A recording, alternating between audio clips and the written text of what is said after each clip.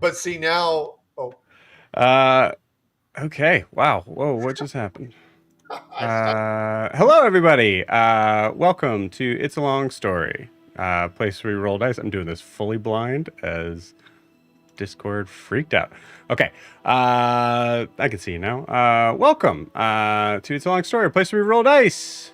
We tell stories and we create some freaking magic. Uh, we are here with some of the New Moon crew. With Chelsea back. Welcome back, Chelsea. Hi, Good to with have you back. everybody. Um, uh, so yeah, for everybody else here, including Chelsea, everybody in New Moon, everybody take a look at your camera, wave, and say hi. Hi. Hi. Hello. Welcome. Yeah. For those that have no idea what this is, hi. Hello. We are a D&D live stream that runs every Monday, Tuesday, Wednesday, Thursday, and Friday, having 5 parties, this many. Living, existing, and breathing in the same homebrew world, the wonderful, beautiful world of Astera. So, announcements. First thing, there's a couple today. So first thing, if you are interested in, if you've been checking out the campaign for a while and you're interested in kind of hoping for a slot to open up, well, lo and behold, your time has come. It is for our Monday campaign from the Reckless. Unfortunately, fortunate for Kevin. Kevin got a promotion at work, so his schedule all changed, and he is no longer able to join the campaign. So we have a slot open for our Monday night campaigns in the Reckless. So if you're interested in joining in a weekly campaign with yours truly, the DM, as well as some other absolutely crazy group of characters. One of which is that, character and player,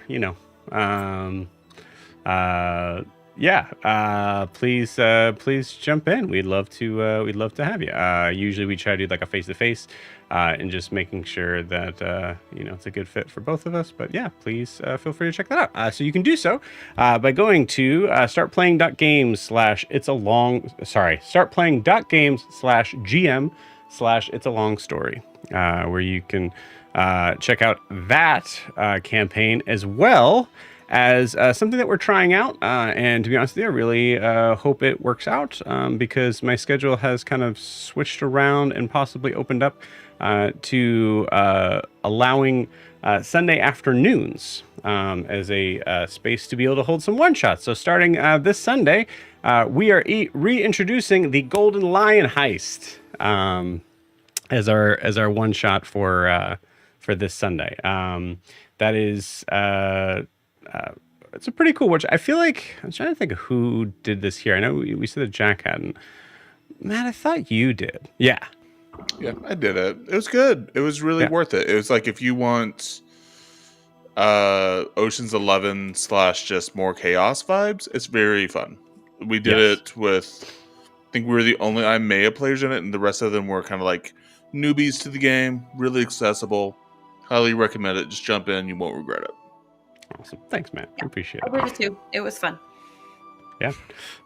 So a little bit, I think I would say definitely on the lighter side, for sure. A little zany, but absolutely in that Ocean's 11 sort of style gameplay, which I tried to explain in the Reckless, and then I was like, well, actually kind of just like completely the opposite of how the Reckless handled their recent casino foray, which was just a bloodbath ending with the building coming down. So yeah.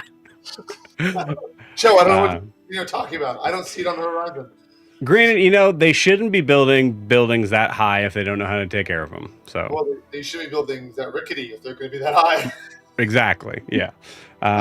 So this one's a little bit more, actually a lot bit weller built. Yep. So check it out.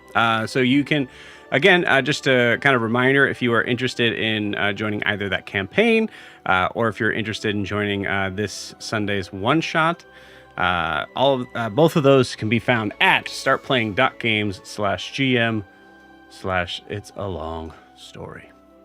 So that is it about that. Trying to think what else. I think that's it. What I haven't mentioning is we are kind of back into the general sort of swing of things. So the schedule for the next for the foreseeable future shouldn't be changing that much. So we'll be up and at 'em with most of our players. I think there is actually I haven't mentioned this to you guys, but there is a good chance that you guys will get Prisha back next week.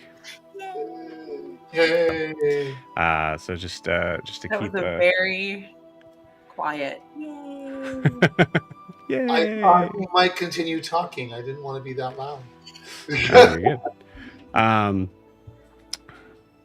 So yeah, I think other than that, that's about it for announcements. So before if you are wanting to support the channel and what we do, hey, thanks for wanting to do that. You can do so really only by liking and following where you're watching this, whether that is on YouTube or Twitch. That kind of gives us a gauge on how many people that we're that are interested in what we in what's going on. It kind of keeps you sort of in touch with that type of stuff as well. You can also check out our Instagram and TikTok down below, right down there at It's a Long Story _TTRPG, where we will be having a post pretty soon about just finding that new player. So that is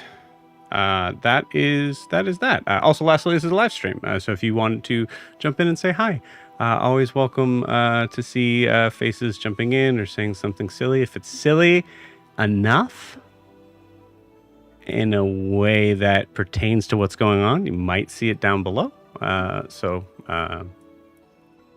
give it a shot. Who knows? Also, I just like saying hi to people.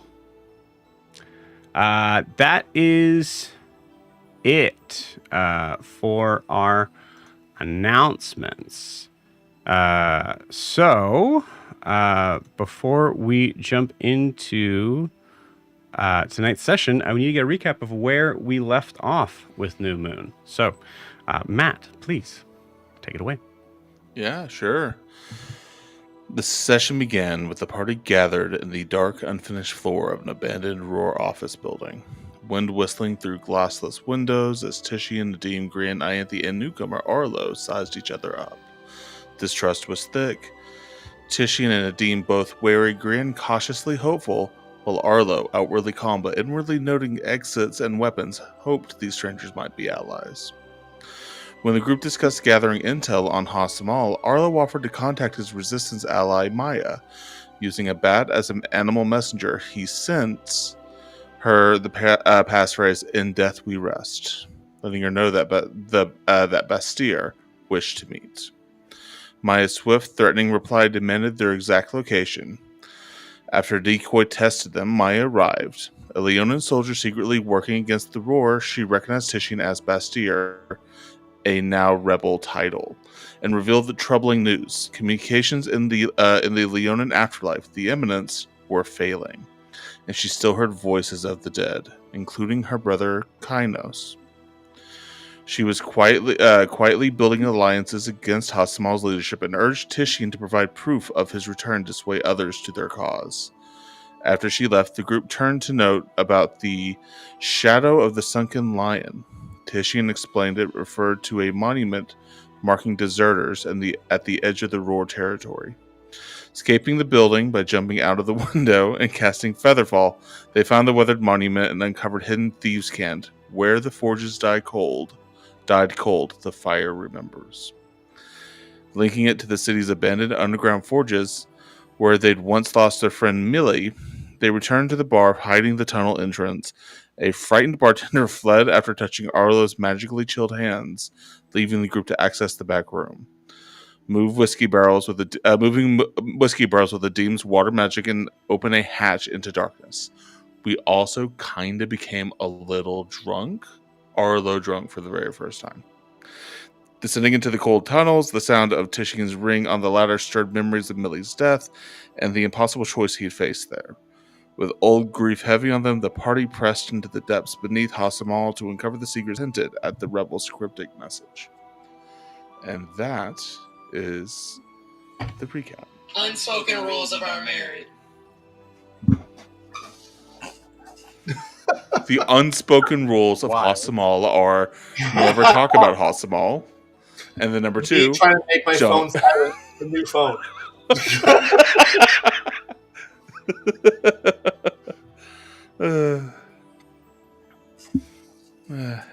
wild. Okay.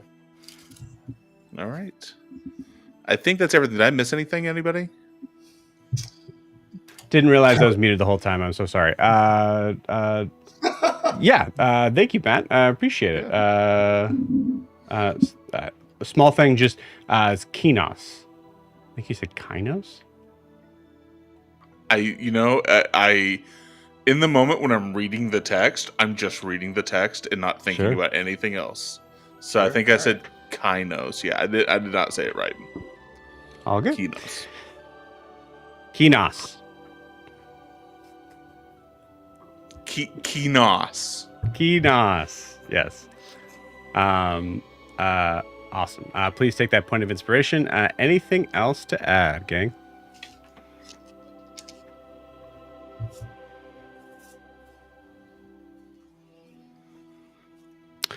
Okay, cool. Well, I think we are good to go. So, I have a question just for Chelsea. Chelsea, you want to play some D&D tonight? Yeah. Good. We'll see if I remember how. It's been 2 months. It's been 2 weeks since you... All right. Let's do it.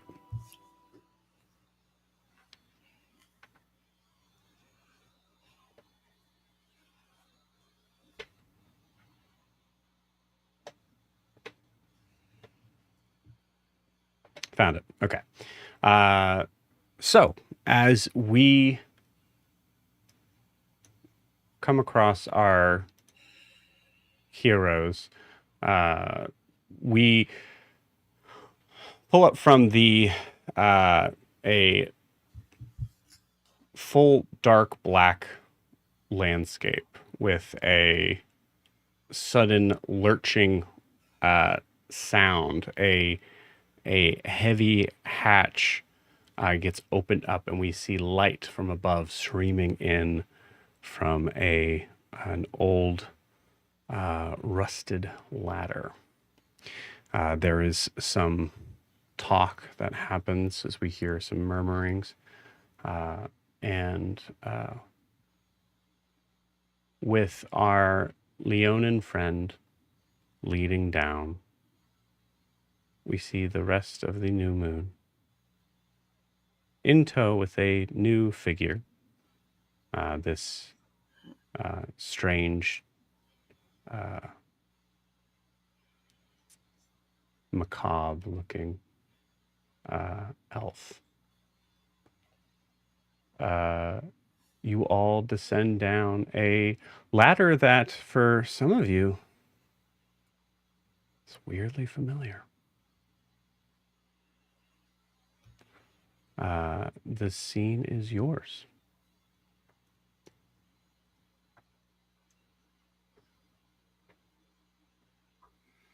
All right, do we have everyone here? Grian, are you down here? Yeah, no, sorry, I just got texted something. It was through a sending stone. Yeah, no. Bro, would you find out someone quit real quick? Anyways, okay. No, yeah, I'm here with it's you guys have been here before, right? It's nothing too crazy. It's not like dilapidated, like we can get out of here. As you say that, looking at the, assuming you guys are all kind of descending the ladder and kind of getting down to this landing, you are able to hear the consistent sort of dripping and sloshing sort of sound that is coming from a dark sort of natural rock tunnel that seems to have not seen. Besides there being a hatch of like a specific place to it, it would be a safe assumption to assume that people haven't been down here in a long time. We may have been the last people who were here, which was months ago.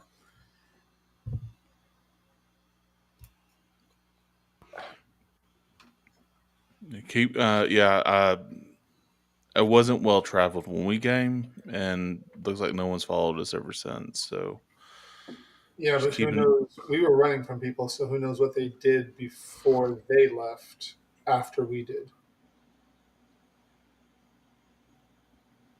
Remind me if it's dark. Oh yeah. Cool.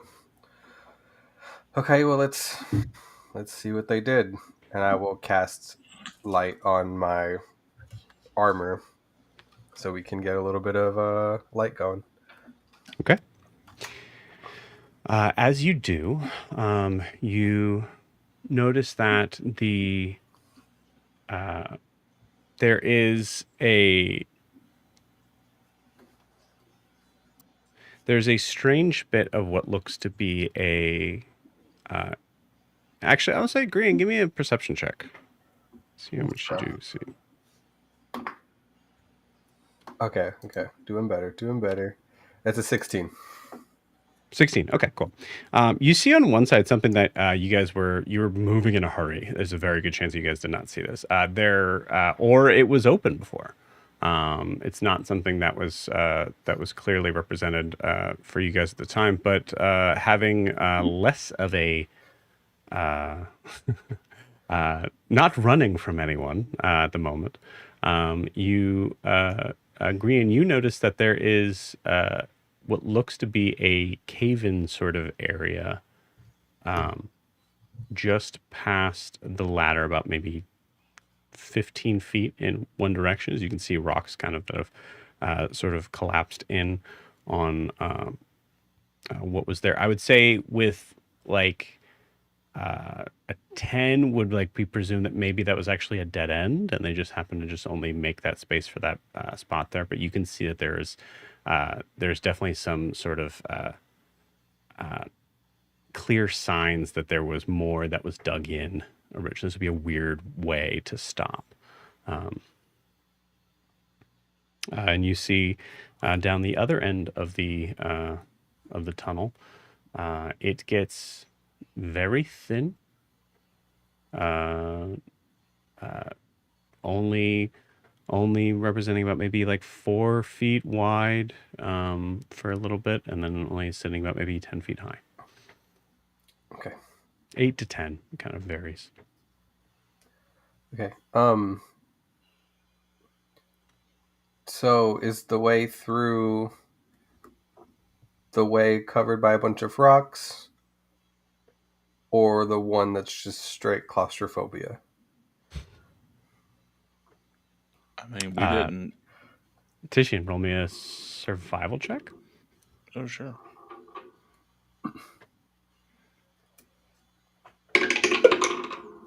Oh, that's not bad. 19. 19. You know for sure that it was the way that is clear, is the way you went before. Okay. I mean, we didn't deal with any rocks last time, so we definitely went the way that was the claustrophobic way, as you put it. So, Okay, I think and we should. did you pass the forge place at that time too, or was it like a straight shot out? It was kind of a straight shot out. The only thing that we kind of stopped for was, and we should keep a lookout for it, was this mural that was down here. It did something to Slag 10. when we're here, or something. So, yeah. It seemed to, I don't know, he seemed to connect with it. Yeah. And if I recall, I felt my magic being a bit muted down here. Like I sort of lost my connection to it. So just something to be aware of. Can I search the room for this mural? You're in like a hallway. Like there's no room. Can I search the hallway for this mural? Yeah, you guys can continue down the hallway. Yeah. I mean, It's not right in front of you. Okay. it's quite large. Like, we'll know it. I think. It was closer to the exit, if I remember right. But, I mean, if we're going to be searching, we should keep an eye out for everything here right now. Okay. Can I get closer to the path with the rocks? And I'll try and use my spyglass again to see through rock. Oh, yeah. Mm. Interesting. I know we discussed there's like a density in which it doesn't work anymore, but like...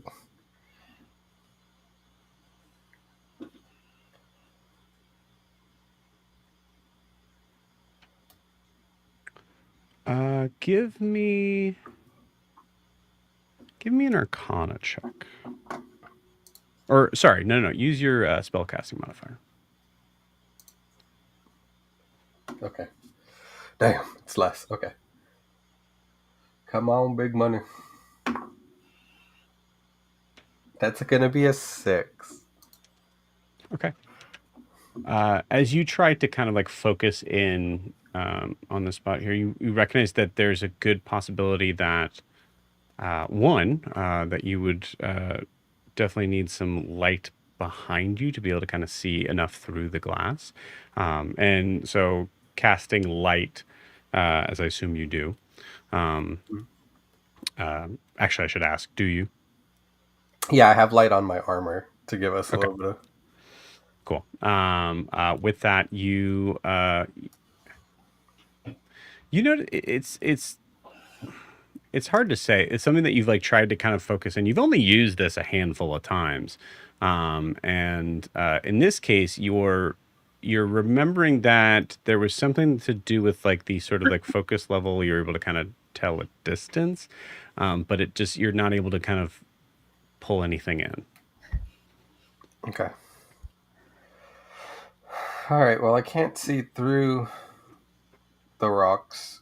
What? And were they here last time, or were you guys just like running and not paying attention?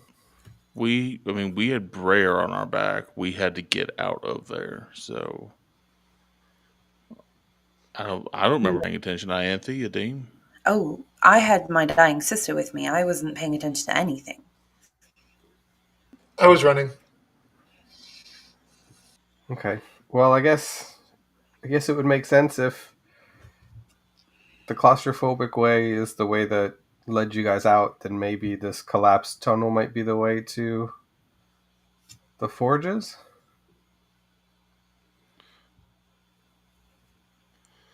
I mean, Could be, yes. could be. Sure. How to get through a collapsed tunnel. I mean, do we think? I'm just throwing things out there. Do we think we're literally looking for forges, or do we think this is something more like? I don't. I mean, I don't remember Forge down here in the first place, but maybe it's referring to something else like a book would.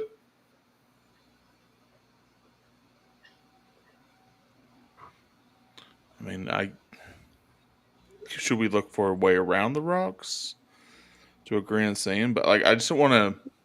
If we're looking for forges, great. I just don't know what we're. Was there like a main room that I was playing cards with Bud? Can't we get That there? was Oh, that was up there. up there, Oh, yeah. All right. well then, I mean, we should just. Right now, we're stuck in a hallway. I know the answer is not here. Okay. I mean, I guess we could either just go down the same hallway you guys went before, or we could just try moving these rocks and just be careful that nothing caves in on us too. It should be an important point. Why are you guys here? Why are you guys down here, Tishian? Why did you choose this place? I chose this place because this is where there seemed to be some relation to the resistance that like we encountered last time with like Daphne and stuff. That's what I remember. Okay, that's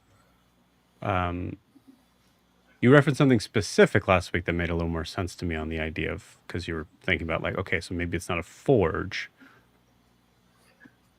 I forgot what I said last week. I'm sorry. Can Okay, you remind right. me like what I The said? depiction of the mural, specifically Right. focusing on a certain deity, or The not fire deity, deity. excuse me. Yeah. The rod. Okay. All right. Yeah, so I think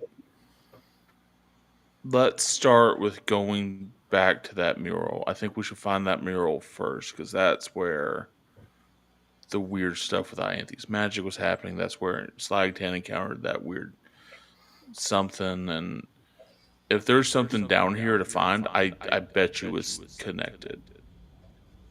No. Okay. That makes sense. Hold on. I'm hearing a weird echo now. Is anyone else hearing that? Same. We're all going into a dream state. Oh, sorry. Ah. Oh, that's what's happening. Okay, cool. I just saw. First off, make sure if there's sound stuff, guys, make sure you ping me on that so that I can fix it. We just noticed it. It Yeah, does. just I think we're all Yep. guessing to see like if it was somebody versus. Yeah, I was turning my mic on and off to see if it was helping. that's one you can definitely include me, even if you're not sure. That's okay. All right, because I had it in the wrong spot. This is what you're supposed to be hearing. Okay, yeah, we can find That's different. Yeah. We can find the mural and, if anything, double back. Sure. Okay. So it's just this way, and I'll start walking down our hallway. Okay. Let's go. All right. As you start walking, I think Arlo. Who's Slagtan?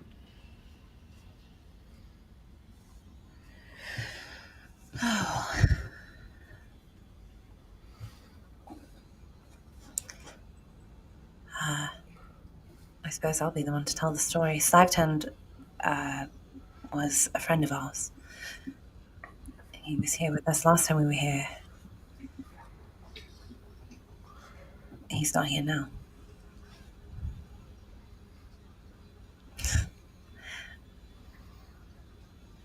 So he left you all? He died. I wouldn't have put it that bluntly, but yes. He was. Yes. We were targeted by Gwen Shelley Mortimer. We haven't really followed up on it, but they just went right after him. She sent these monsters after him when we were in this place, and yeah. Do you know where he went? Like after he died? He went to the Shadowfell. We Yeah. saw him. Then he got possessed by something else. And then after that, we have no idea. Yeah. Hopefully somewhere peaceful. Yes. Hopefully.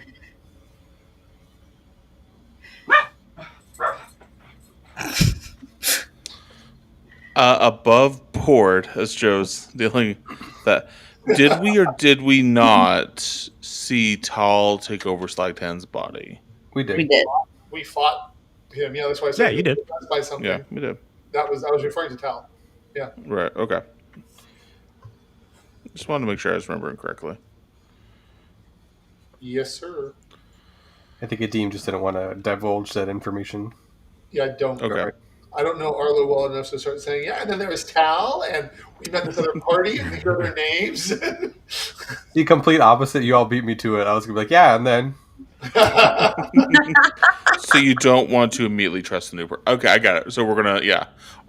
Caden's I know- not here. We can just I know agree it on would be picking on the. extraordinarily trusting and friendly and loving, but he's just feeling a little bit not himself right now. Yeah, that's absolutely. I mean, yeah, that's 100% on character for a demon to be doing that. Yeah, and then also, I mean, above board, like Arlo's being really weird. Yeah.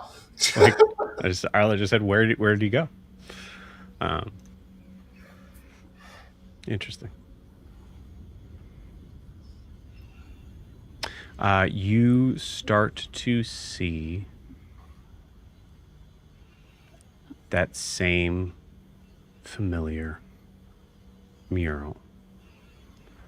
Markings that seem to showcase a story of a time before time was counted. You see the depictions of the 4 primordial spirits, each of which having figures moving in line as if to present offerings.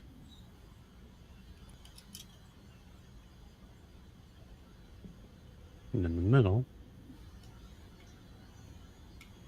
you see the depiction of whom you now know to be Ignivirus.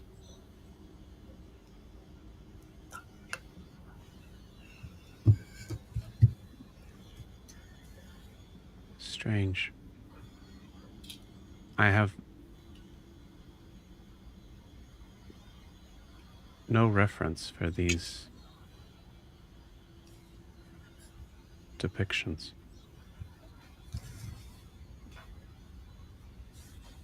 Are you familiar with this story? Joe, I have a question.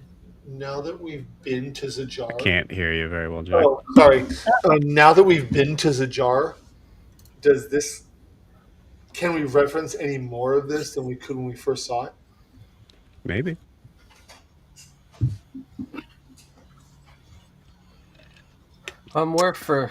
we're familiar with the story.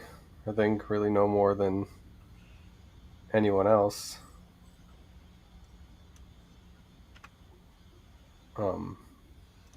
The primordial creators who waged war amongst each other, and then the people revolted and trapped them, and they're gone.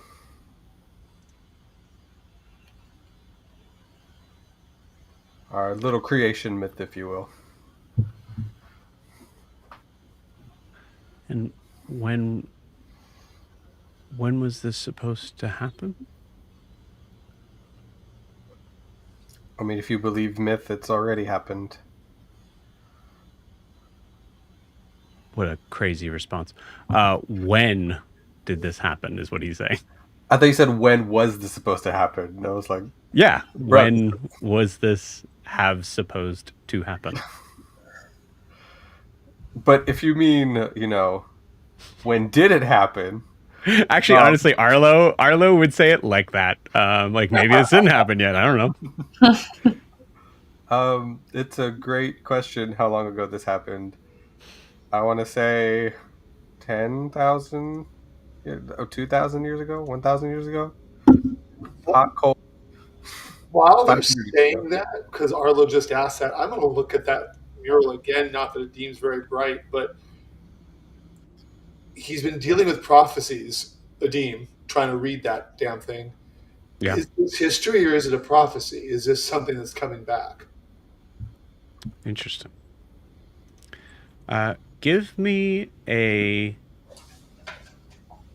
I will take either nature or religion. It's so hard to pick because Adim is so good at both of them. Let me see. I got a 17 on religion. Okay, cool. Looking at the markings here from these, one thing that you noticed before that was noticeably so prevalent, and maybe that's why Titian thought of this specific part of the mural before. The depiction of Ignivirus, all the sort of like, if you want to call them tiles, like sort of like separate, like sort of storyboards, all of them seem to have a sort of condensed version for all of the other primordial beings. This one is, and honestly, like it kind of like looks like it's like from not bird's eye view, but like extended sort of forward, as opposed to this mural of the of Ignivirus extending out sideways, where you can actually follow the line of people.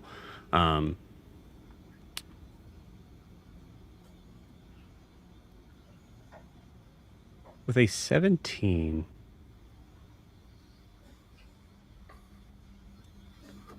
you notice something different this time.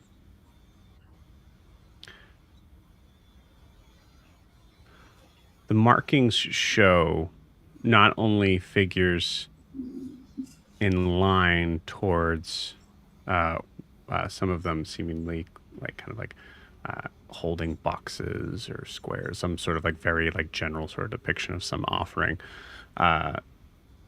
The beginnings of them actually had figures walking on all fours and then standing upright.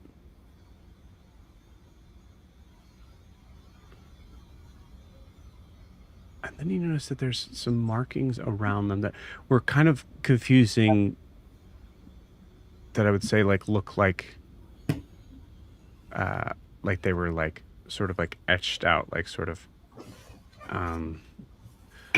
like if you were to imagine them being essentially stick figure shaped, like having sort of like bubble like squares around them. And this time around with the with your 17, you recognize there's some sort of depiction of clothing or armor.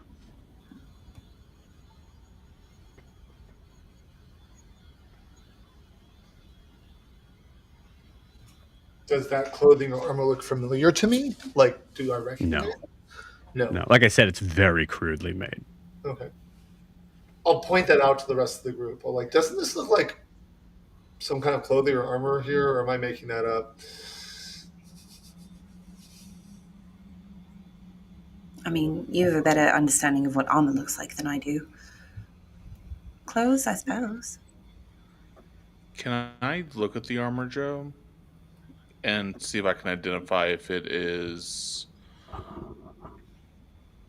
of a particular like faction, or if there's any identifying marks? No, that's what like... Jack just asked. It's very sorry. crudely made. Yeah. Very crudely made. Sorry. Yeah. Okay. Like sorry, truly like imagine a 5-year-old kind of like making clothes on a stick Gotcha. figure. Like that's pretty much what it is. To the point that I will add on top of this, Adim, it almost seems like there was no point of reference for the person that was making these marks. Meaning that they weren't sure what they were drawing? They weren't sure what this was supposed to signify, yeah. So they just had, for lack of a better term, divine insight, but they didn't have the knowledge of what they were drawing to know what they were drawing. They just had this flash of insight and put it down. It's possible that this mural was made before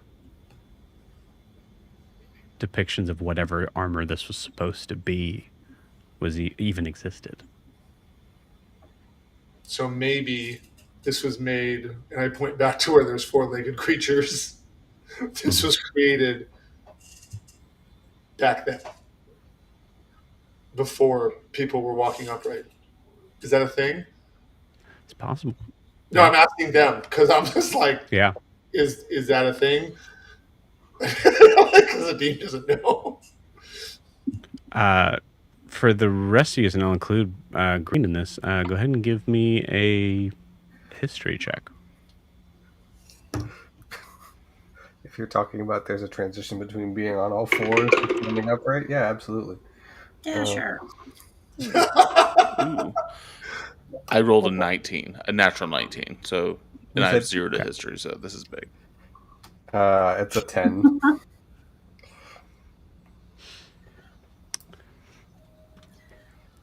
I'm assuming we've had a long rest somewhere along the way because I had. Yeah, a I long don't think But it's Ianthe's had any. Yeah, Ianthe should be full long rest. Cool. Yeah. I'm gonna get rid of that real quick then. Go away. You go away. Yeah, we've had at least 2, so. No, thank you. Disadvantage. 15 for me. Okay. All right. Yeah. So this would be kind of a weird sort of connection here, I think. So I would say the DC is really 17 here. So Titian,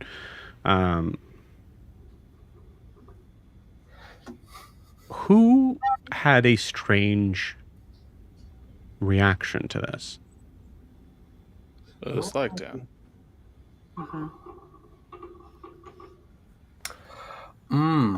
Whose people could transform and come back. Mm. Yeah. They were they were shifters, if I remember correct is the term. Going from wolf form to So this is, I mean, this is Thalagtan's people. He did feel a connection to it. One other sort of strange thing about this is that making that connection further, Thalagtan's people don't wear armor. Right. And thank God for that. Well, they're very, I mean, even to today, they're very against armor. They wear clothing, though, don't they? I mean, barely. Did you see their abs? They're like everywhere. Yeah, they are. I mean, the question I'm asking myself, and I'm doing this in character, who's the guy in the armor? Who made contact? Is it more than one person in the armor? Isn't it multiple people in armor at the end? It's not a specific number of people, I'll tell you that. Oh, just okay. for... Yeah. So it'd be more than one then. Yeah. Like the idea that they're wearing armor. Yeah, I think that it matters that it's more than one for what I'm saying. Yeah. Okay. Is this... There's two things I'm thinking about here. And I mind you, this is kind of far out, but hear me out here. We did just come back from Zajar. Is this a historical painting showing the meeting of two civilizations?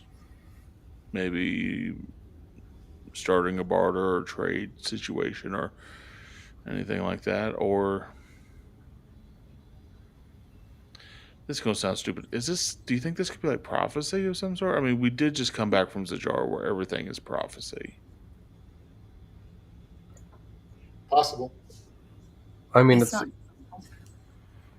not unheard of for people to make artifacts with stories on them. So if it's a story that they've been told. This is going to sound really silly maybe, but can I take a closer look at the Ignivirus mural and see if I can see a child? Ooh. Good question. Do I find something that might be depicting Alyssa?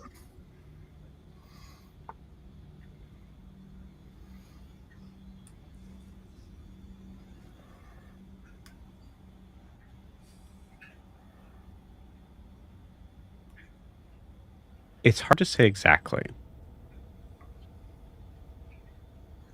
But there is notably someone further towards the front that is, because again, they're just essentially like these hieroglyphs are essentially stick figures, notably shorter. I'll point out, going, that could be Alyssa. I'll just point at it.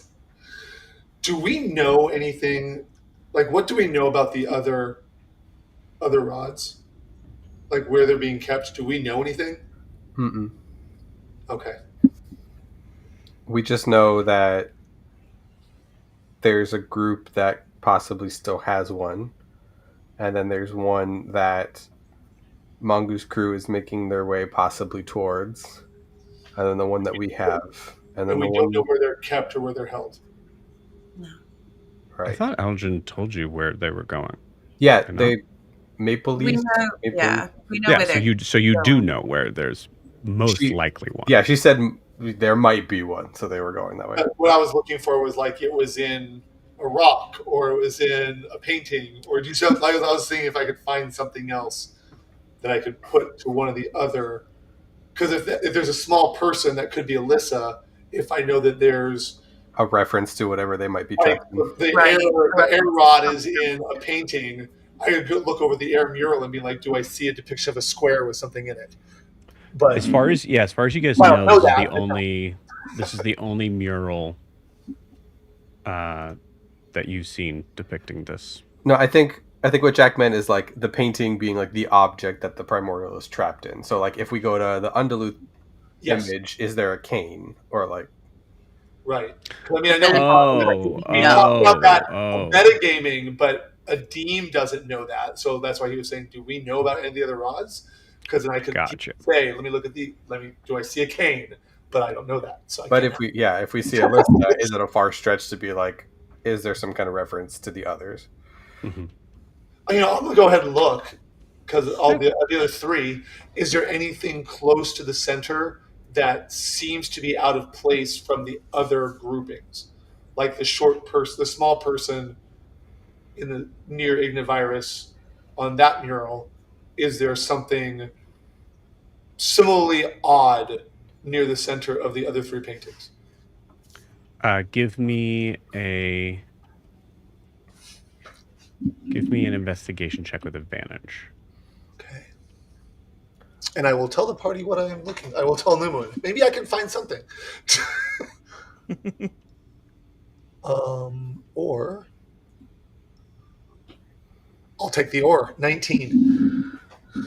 Okay. It's the best I'm gonna get because I have +0, so that's Okay. For a minute, you notice like you see like there's some other sort of like there's other sort of markings here that in some ways like look like there may be like areas where something was starting to be made and then just kind of like they stopped halfway through or just wasn't there, and you take a second through the 19 is enough that you notice that there's a possibility here that you don't see anything that's like definitive like item wise. okay. And there's a possibility here with that that maybe a Deem's grasping at straws. He might be, but I'm gonna take out my book and just write down fire, small person, water, whatever seems out of place, earth, whatever seems out of place, air, whatever seems out of place. That in the shape of what it is, or do you see what I'm saying? If it's like Yep. half person, I put half person, or I'll try to draw the symbol that it looks like isn't finished, just so maybe I can relate to it later. And I just kind of look at them like, I love what I'm doing, but I like to draw. I And was actually going to ask if Adim is studying them, if he wouldn't mind like just copying them down, that's what he like does. copy the reliefs, like draw them out, and I'll do my best to do that if he asks me to. I'm like, Yeah. oh, okay. So once I do that with just those symbols, I'll turn some pages and just start doing my best to draw. Just so we have an idea of them. And can I ask, while Adim's doing that, do the primordials look human at all, or are they very much in their, or in very much in like the shape of an elemental type? Yeah, that's a very good question. It is very much like a weirdly sort of like it is this like for Ignivirus, it is just the sign of fire. So it is very like in that way it is very interpretive. Okay. And I'm just gonna play right now. I'm gonna grasp at some more straws just because while I'm drawing this stuff, why not? Since I've been to the Drowned Empire, Mhm. as I'm drawing these things, I'll take plenty of time for Ignivirus. I'll take plenty of time for the other three, but I'm looking at the water one. Do I see anything that reminds me of anything I saw in the Drowned Empire? Not at all. Okay, just wondering. Like, is there Yeah. anything I like? Is there anything I see? Because who knows? So I'll say like because you rolled actually pretty well on this. It does seem like these other markings were made. These other sort of parts of the mirror were made to make sense on the middle one. Like the middle one seems to have so much more detail. okay, so little one for whoever drew this, whether it's true in the grand reality, whoever made this or who commissioned it, the fire one is the important one, and the earth, the water, and the air are the ones that are supplementing it to make the fire one make sense. Is that what you're saying? Either important or familiar. Oh, okay. Okay. Interesting. I will verbalize that. Hey, it looks like these are all. I mean, we know they're connected, but it looks like the middle one was closer to what whoever made this was thinking about. The others are. Don't want to say an afterthought, but less important to them. And I keep drawing. It could just be who they were familiar with, or maybe that's who they hoped would win. This does beg the question: why is there something with the elementals and the primordials underneath Ha Samal? And then why did Basura, the blind guy, why did he know about the rods? Had he been down here? Had the roar been down here? The Yaki people, were they down here? The Jakovar. Yeah, Jakuvar. Were they down here? Because Basura, that person, the blind guy, he knew to ask me for the rod. That's what I was bringing to him, which is why we were going there. But this is about the rods. Do they know about this? So I don't know. I'm gonna draw. I'm straws are grasped. There you go. Okay, I'll just go back to drawing. I mean, I'll tell you, I have no clue why this would be here. I know you were part of the roar.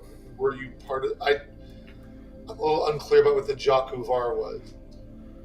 Was that you, or is that the priesthood, or was that something else? I know it's that's the priesthood. That priest politician. I mean, they're kind of the higher rung of the roar. Okay, so it's very. I mean, if Ha Samal, a major city, was built here and underground, this is sitting here. When the Leonin first got here, is it reasonable to think that maybe they found this and other things like it? Thereby keeping that knowledge, knowing that the rods existed? Yes. I mean, I know that when I was in Honoria, we were always told to stay away from shipwrecks because other creatures would take that which was already built and use it as a base of operations, usually not so nice. What I can tell you is that the Jakuvar do absolutely deal in knowledge. Well, so then maybe this isn't the only one of these that exists. Maybe there's others. Not that that's what we're looking for with this poem that we're after, but maybe there's... Joe, are we at a certain point in the space of a city Meaning, like, are we on the edge of the city? You're in the southern portion of the city. So, no, and thank you. So, if we're in the southern portion of the city and we're seeing one with fire, I don't know what the city confines look like, but maybe there's another one for Earth, another one that focuses on water, another one that focuses on air at different corners. Maybe there's other places in the city where the Jakuvar built this city to make sure they controlled the knowledge. Since you said they're all about that, maybe they've already figured out what this means. I wouldn't put it past him. I think that you're dancing around something here that I think will give you some other sort of piece here. We're trying to play a Dean with his tens. Well, thankfully, this is a perception check. Which is really not that much better, but okay. So I'm rolling perception. Okay. 11. Not that great. Okay. With 11's enough to say that an idea comes to you of looking at these markings on these walls. It is fair to assume that the mural was here as the tunnel was here.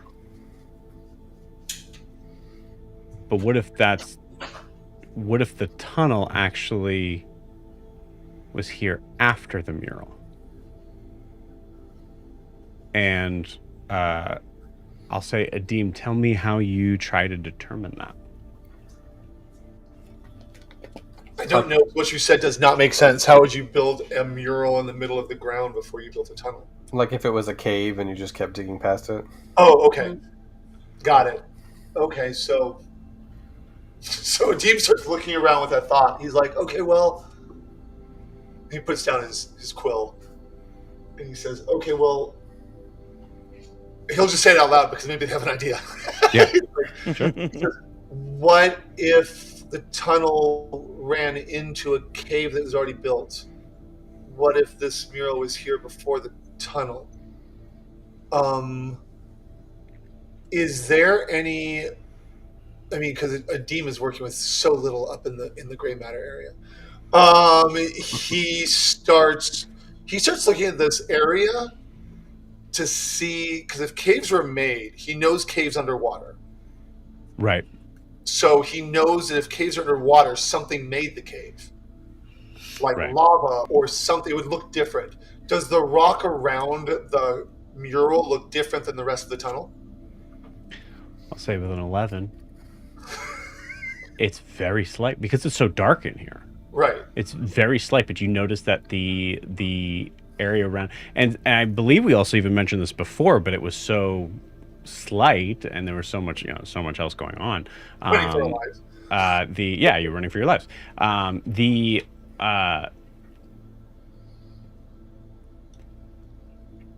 The area here that the mural is marked out of is a lot smoother than any of the natural sort of formation of the than this like sort of very like definitely dug out with rudimentary tools or was just naturally made here by something else. But the area around this mural seems to be a little bit, honestly, a lot of it smoother. And I think at first it would make sense that you would not really make that as a connection of it being anything else, because maybe it's just that they wanted to make sure the mural was clean, so they tried to they wanted to have a clean slate to make the mural on. But now, looking at it, there are cracks that were easily mistaken at first for, again, either like markings that were just like left, or sort of like indentations into what you would imagine to be the natural sort of igneous rock. They're not. They're brick marks.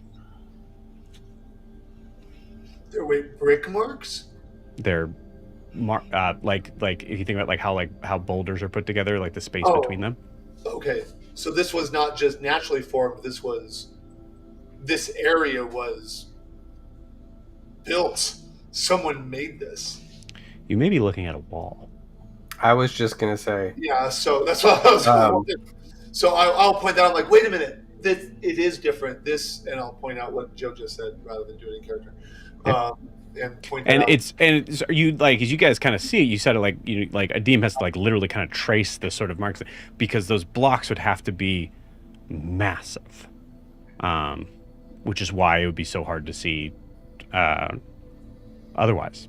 Like they're not like bricks, they're I'd say they're about maybe 5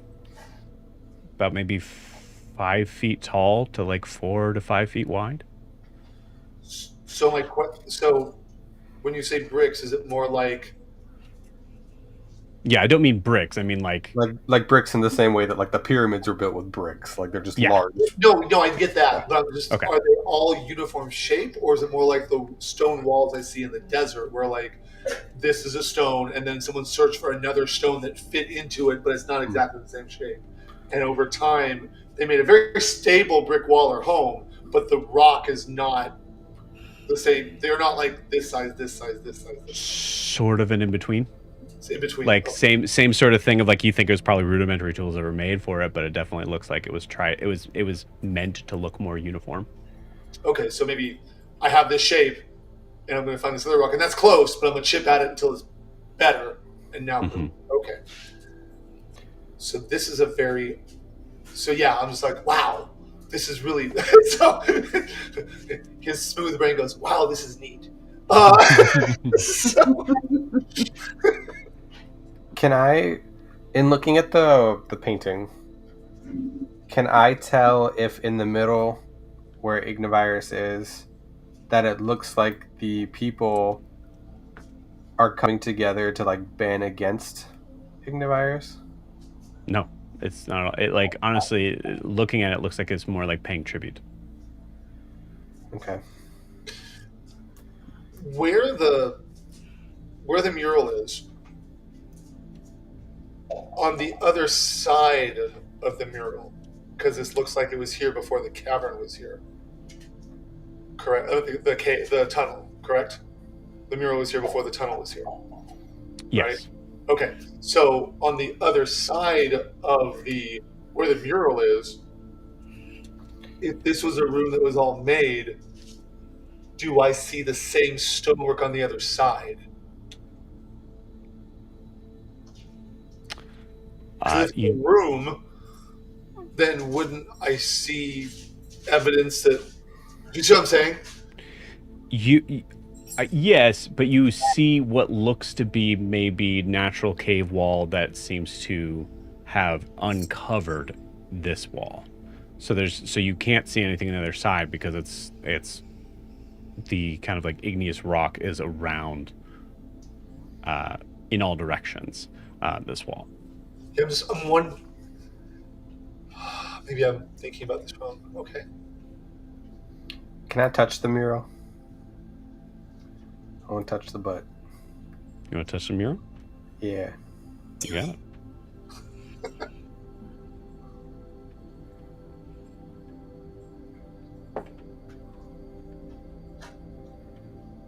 You touch the mural.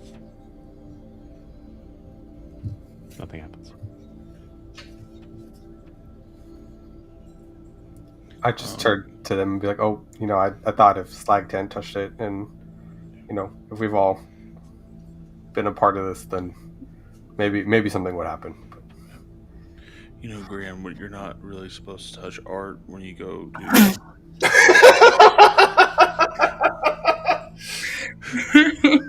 Your museum educator is showing, honey.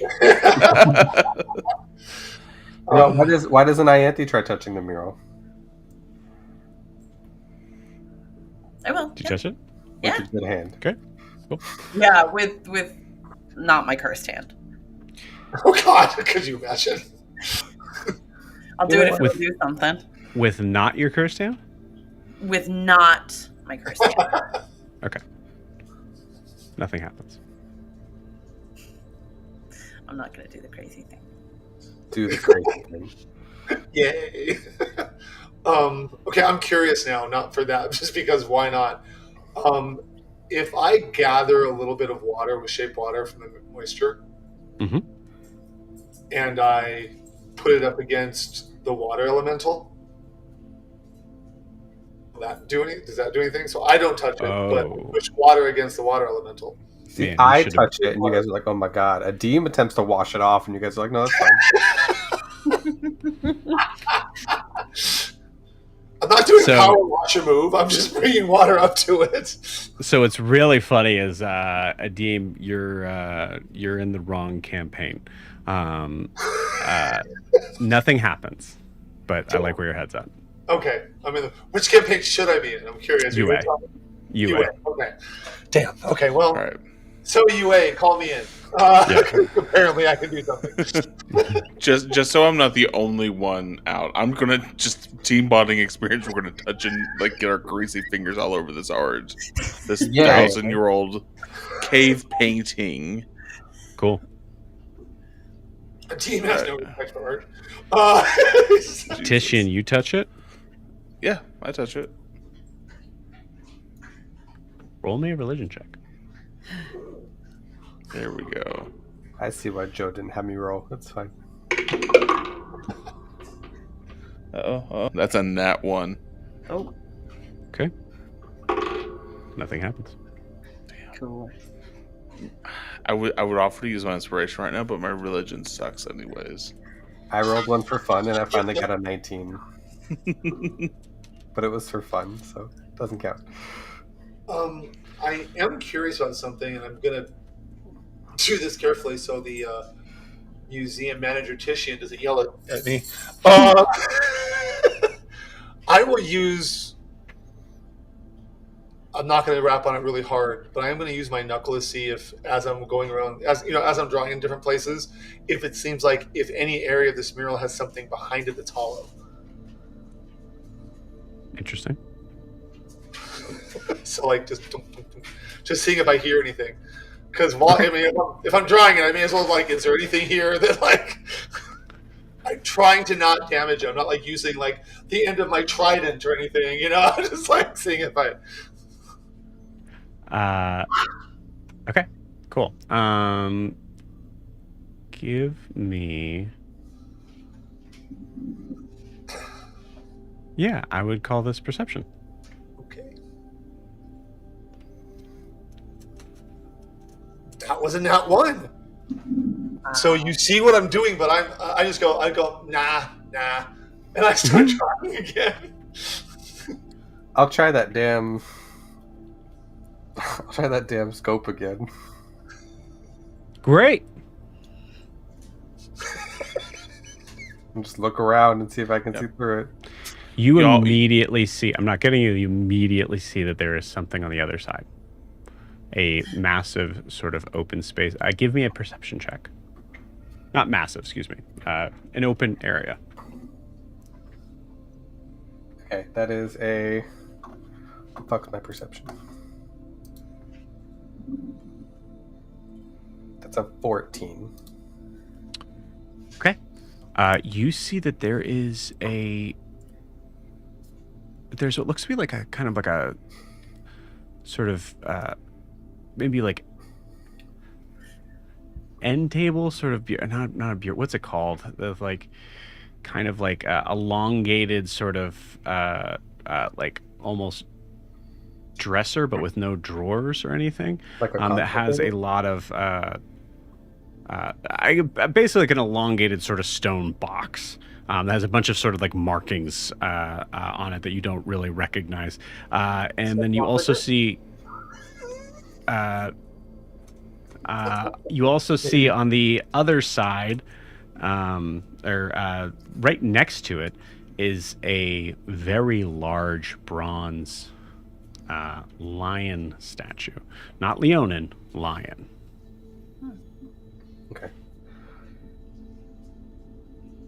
Guys, there's a large stone box and a lion statue on the other side of this wall.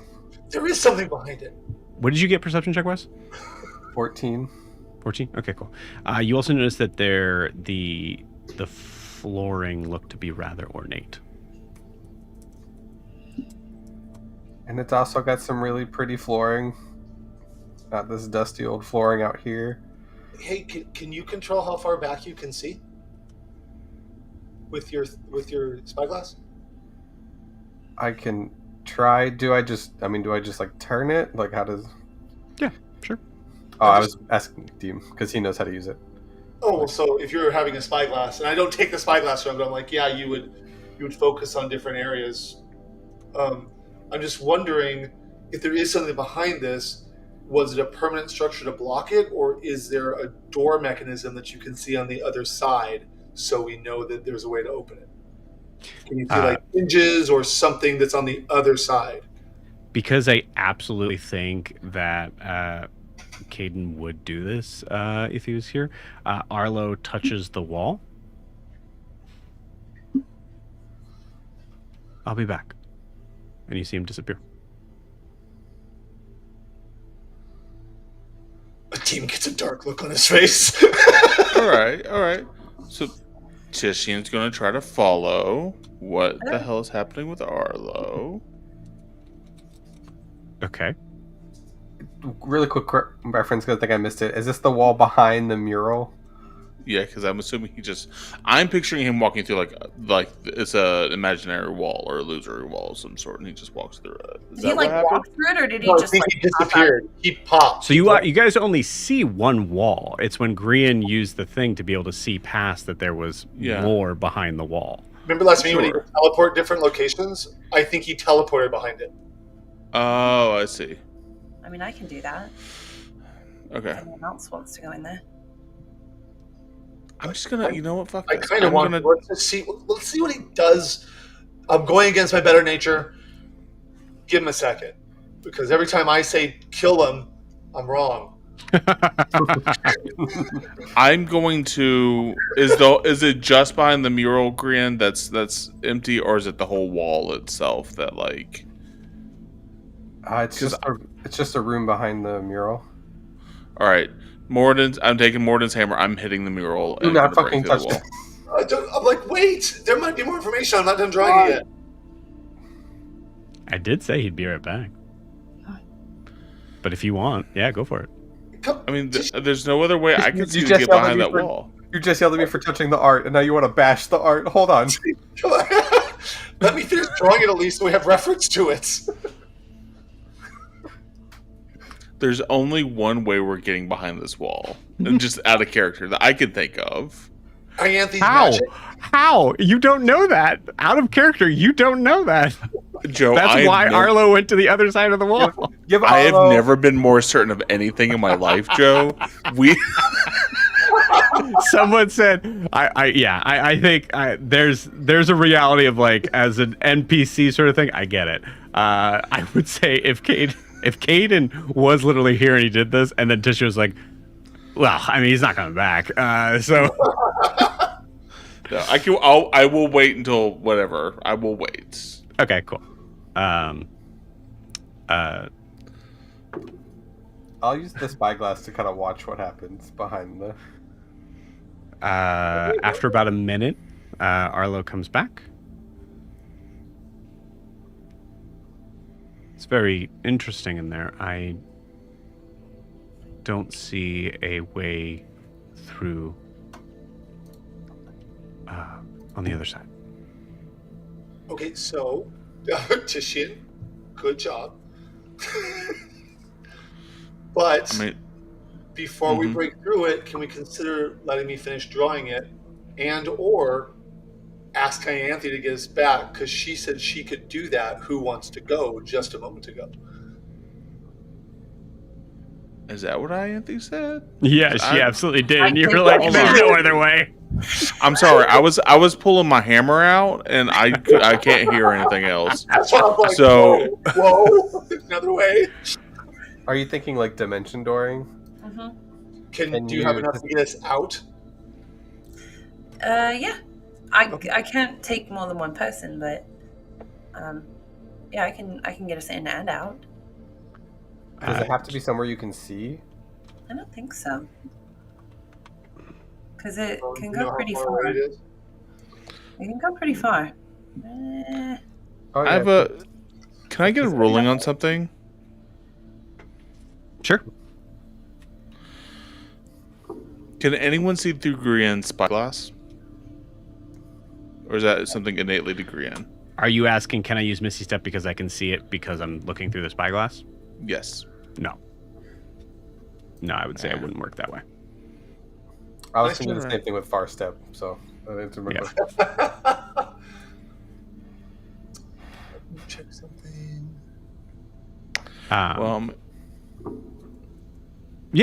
Technically speaking, I would say what's a fun sort of thing with this, because looking at so you can either a place you can see, one that you can visualize, or one you can describe by stating distance and direction. I'm going to say, Grian, give me an investigation check with advantage as Arlo's giving you advantage. Okay. Okay. It's a 15. Okay, cool. The 15, you're able to recognize it's probably maybe 5 feet thick at the most. But if you wanted to be safe, 10. And I'd say Arlo would respond with that's either going to bring you to the front part of the room or in the middle of the room. But both are open air. Both are safe. If we wanted to do something.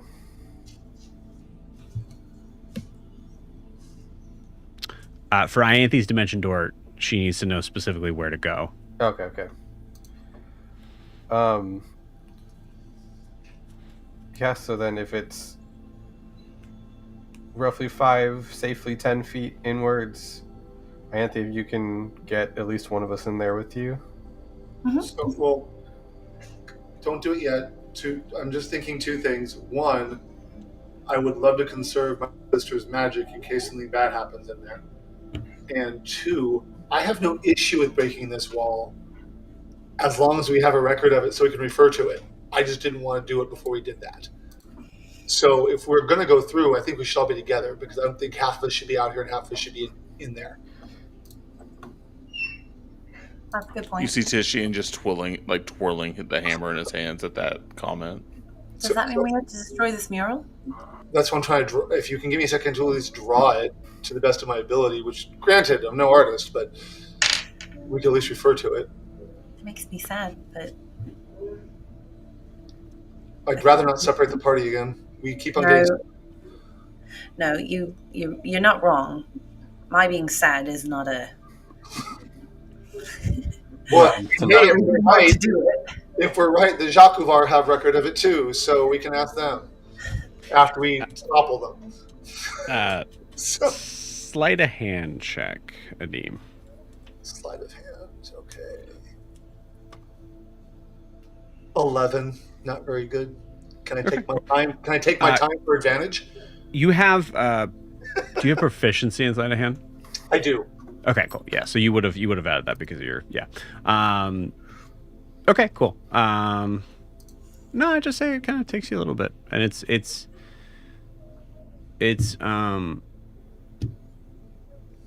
you could probably spend time with it after to kind of mark out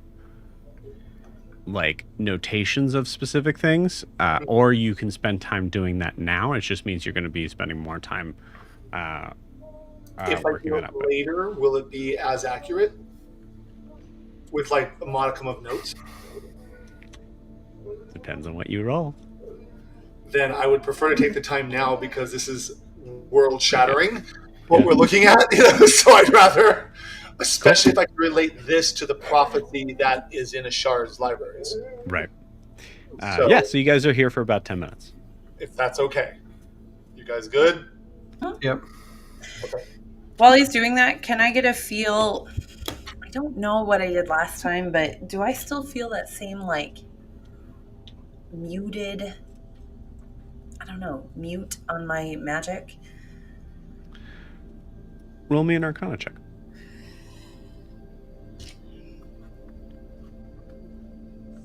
stats memorized anymore. I used to know them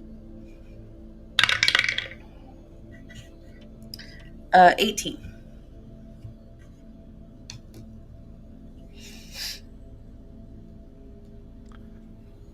It's definitely less noticeable now. Well, to be honest with you, with an 18, it was definitely less noticeable when you got there.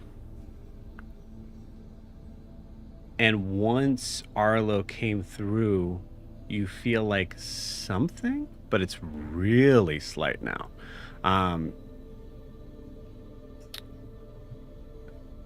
Give me an insight check.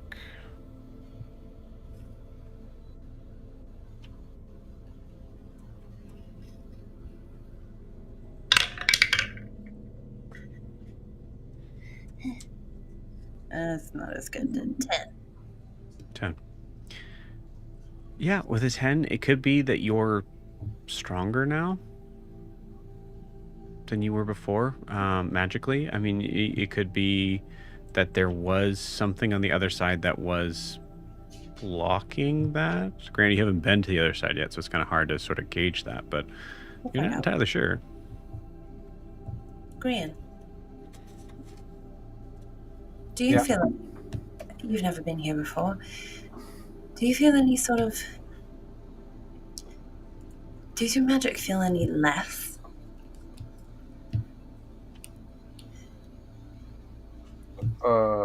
No. Does yours? The last time we came down here, it did. Almost like someone had turned the faucet down a bit. And I can kind of feel it now, but not as much. I didn't know if it was just me or not. Can I ask you a question really quick, Joe? No. Okay. No. Yes, please. when I'm reaching out to somebody through that ring, whether it's Ashar or Zareen, am I verbally doing it or am I mentally doing it? I don't know. One second. It's like I can use an action to speak a message. I didn't even see that part. Now I'm looking at it again after asking, so I'm speaking. I am going to activate the ring and say... it is verbal. I believe it's... I'll check just to make sure. No, it does say speak a message. So, okay, cool. I will... I'll keep the water in my hand because I've got to be... The water I was using before, I'll let it sit in one of my hands after I'm done drawing for a second. And I just reach out to the ring because I've got to be touching water. And I say, who am I speaking with right now? Is it Zareen or Ashar? And they can all hear me because I'm speaking out loud. So...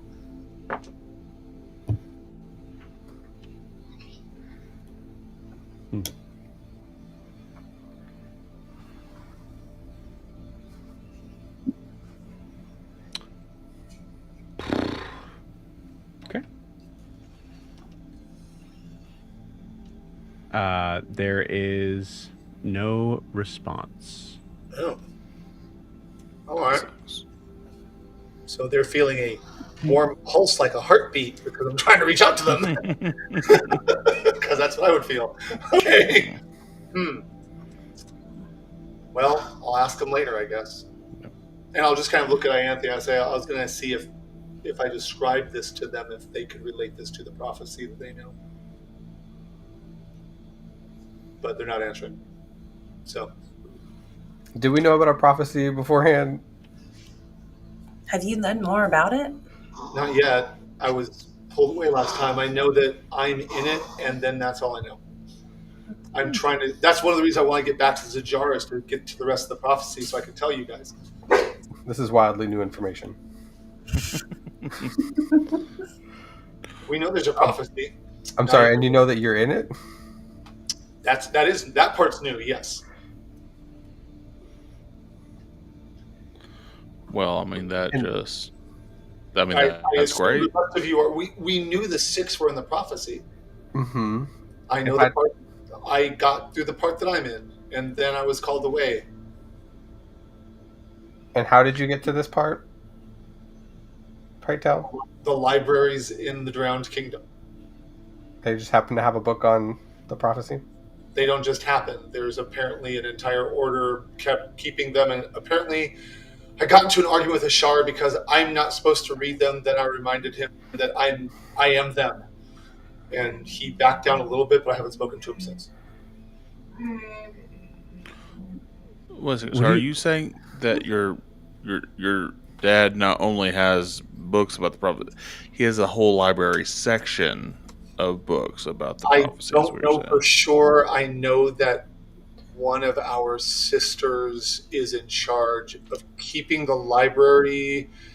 I don't know how many books are in the library that revolve around this particular prophecy, but I know I was looking at one manuscript when I was called away. Okay, so basically when we get back, we all need to go to this library. No. Yeah. Do we need to get a card before we check out books, or I think we need like an address locally, and Look, I don't think we. I have was snuck in and got in trouble for even telling him that I saw it and knew about it, and then argued that maybe it would be okay. And I think part of the reason why that worked is I'm related. I think maybe Ianthe and I could go, but no offense, Grian, I don't think Ashar is going to be really welcoming to people who are not children. I mean, like we could be related, but is that because Ashar doesn't believe Grian can read? Because I can vouch for him and say for sure that he can. I can definitely read like any language available, but it's fine. He can absolutely read any language for sure. You know, I'm not sure this is the time. Okay, I was trying to help us. I will help him more in the future. I'm just trying to get information about the mural. I'm just so mad at Ashar. Like, why is he dissing our friends and saying that they can't read? It's Right just on so cue. rude. You hear, Adim, everything all right? Okay. I'll put my finger.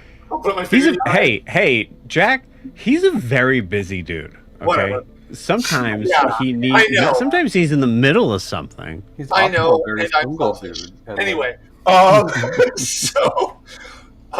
I say everything's all right. I was hoping to either speak to you or Zareen, whichever one knew more about the prophecy, to try to connect what I'm looking at right now.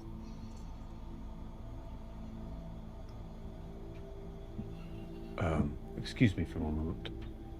What are you looking at? A large mural indicating the different primordials, mostly centered on the fire one, on a wall that's blocking a deeper antechamber with things inside of it.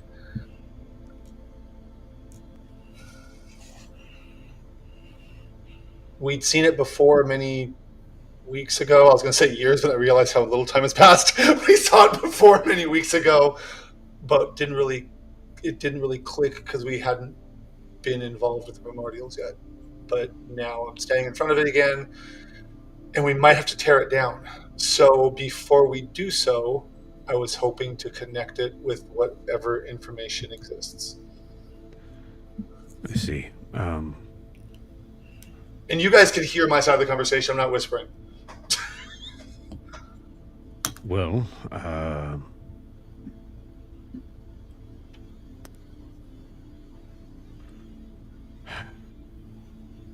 Serene is the keeper for the prophecy, so I can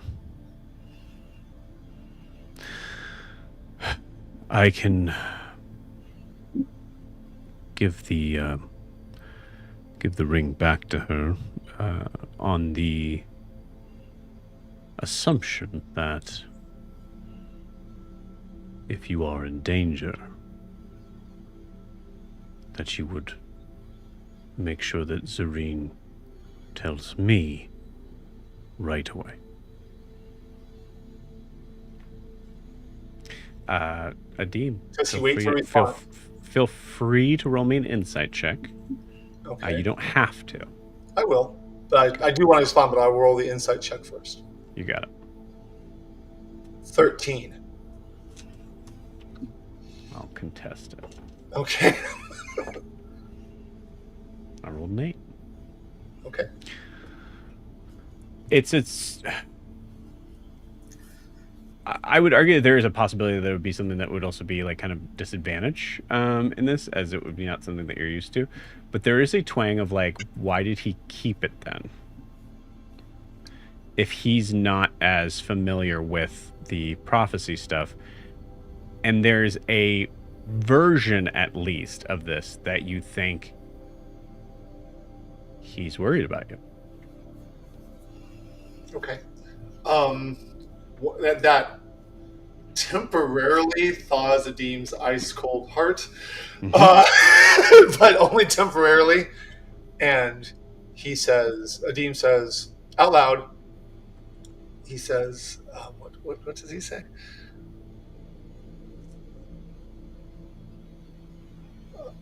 He says, my life is filled with danger. If I ever think that Ianthe and I are in more danger than we can handle, I promise I will tell her to give you the ring back.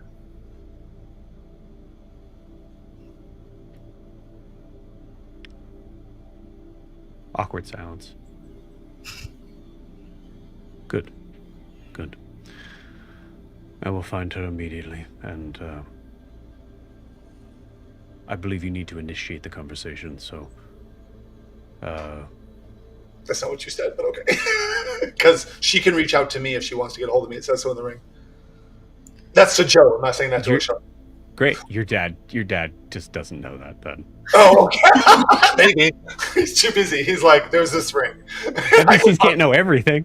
Right, Yeah, no, Joe, full disclosure, Joe completely forgot. Okay. So, but that's how we'll play it off. He's too important to know things. I don't know everything. So I busy. respond by saying, thank you very much. And then I'll stop communicating through the ring and just say, he is giving the other half of this connected ring to my sister who's in charge of the archive. She might know something. Can we just wait until I talk to her? And I look at Ianthe and I say, he seems concerned about us. Why? That's fast. I don't know. That's a first. Who? I look at is that Arlo? Yeah. Someone who doesn't matter right now. I will keep silent. I'll let Ianthe. Okay, I was going to say something a little bit different, but I'll let Ianthe go. Strange. What's so strange? Well, we are waiting. Yes. Either it is too complicated of an answer, or one that you don't trust me with. Or one that brings us great discomfort to discuss it all.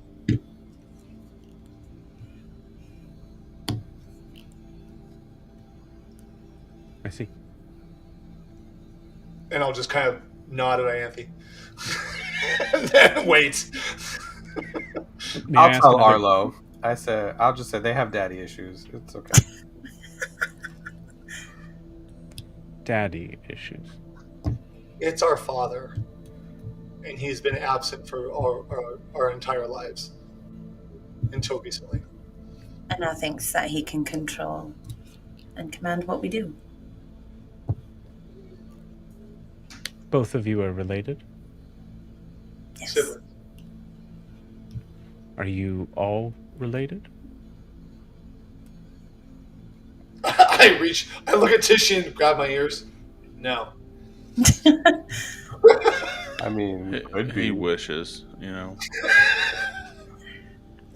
Caden, I hope you pick up what I'm putting down over here.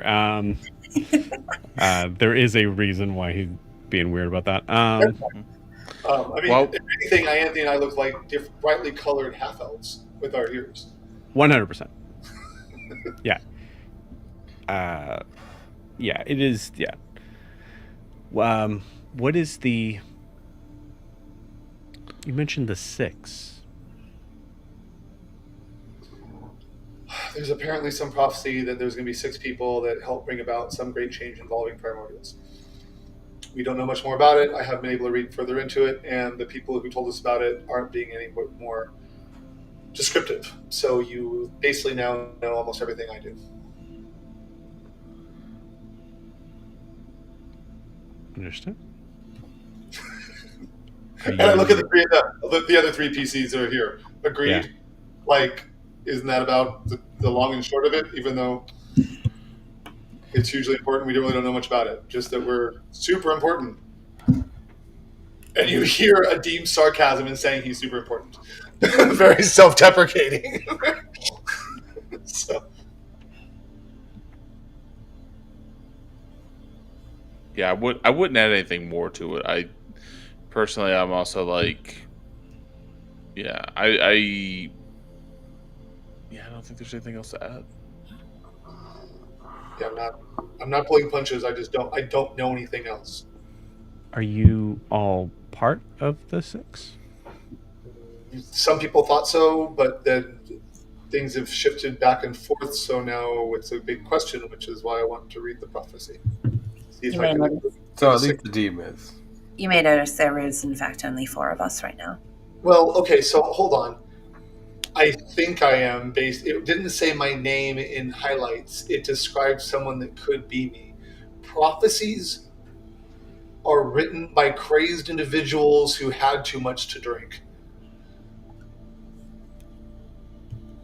But I would like to see what it says so I know what we are discussing when we're talking to the people in Zajar. But one of them does sound like it's me. The first one sounds like it's me. Which makes sense because the prophecy was found in the Drowned Kingdom and I'm related to Ashar. I will lay odds. The second one is Ianthe.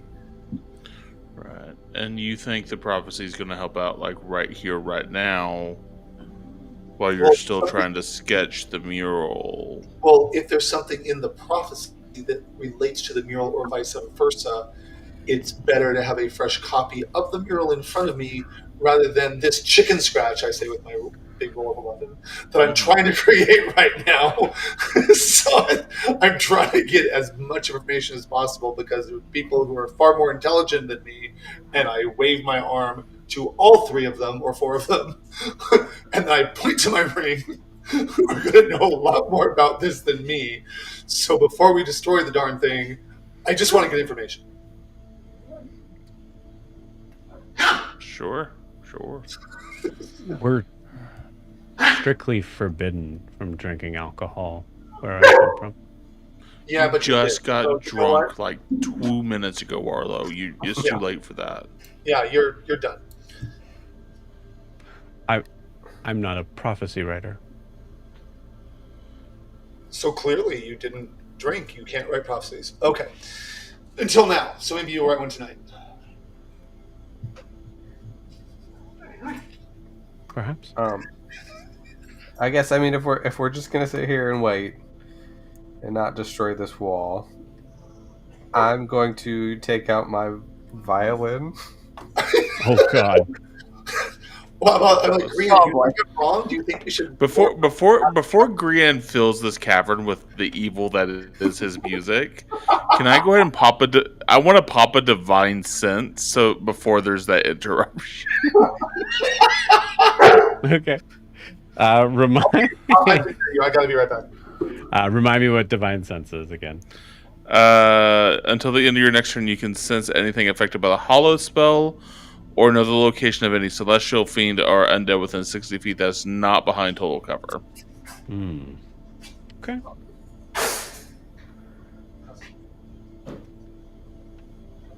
And the hollow spell focuses on consecration or desecration, correct? I mean, I can look it up. I don't have it memorized, but I think so. Let me look here.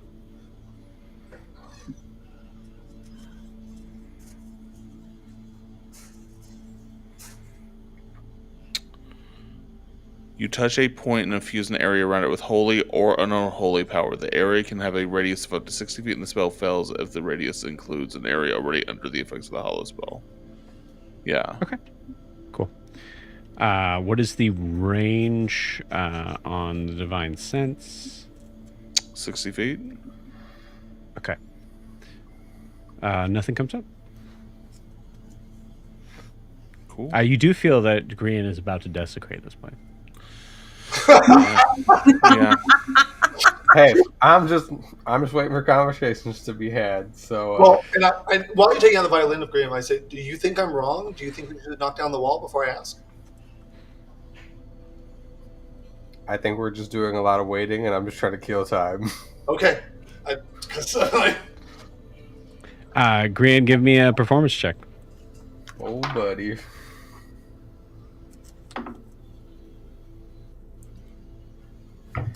Okay, that is a 18. Look, I actually have pretty good. Great. Nothing above a +5, but that's I'm gonna Adim, roll me a D10. I'm a charisma base. I don't feel like it's like Green is bad at music. I feel like Green's really good at music. I just don't think anyone wants to hear the kind of music Green's good at. Okay, cool. Green's good at like polka music. He's like it's like art school drone, like super abstract violin music. There is a solid 7 minutes of music where I feel like Green's playing Pony on the violin. I don't want to.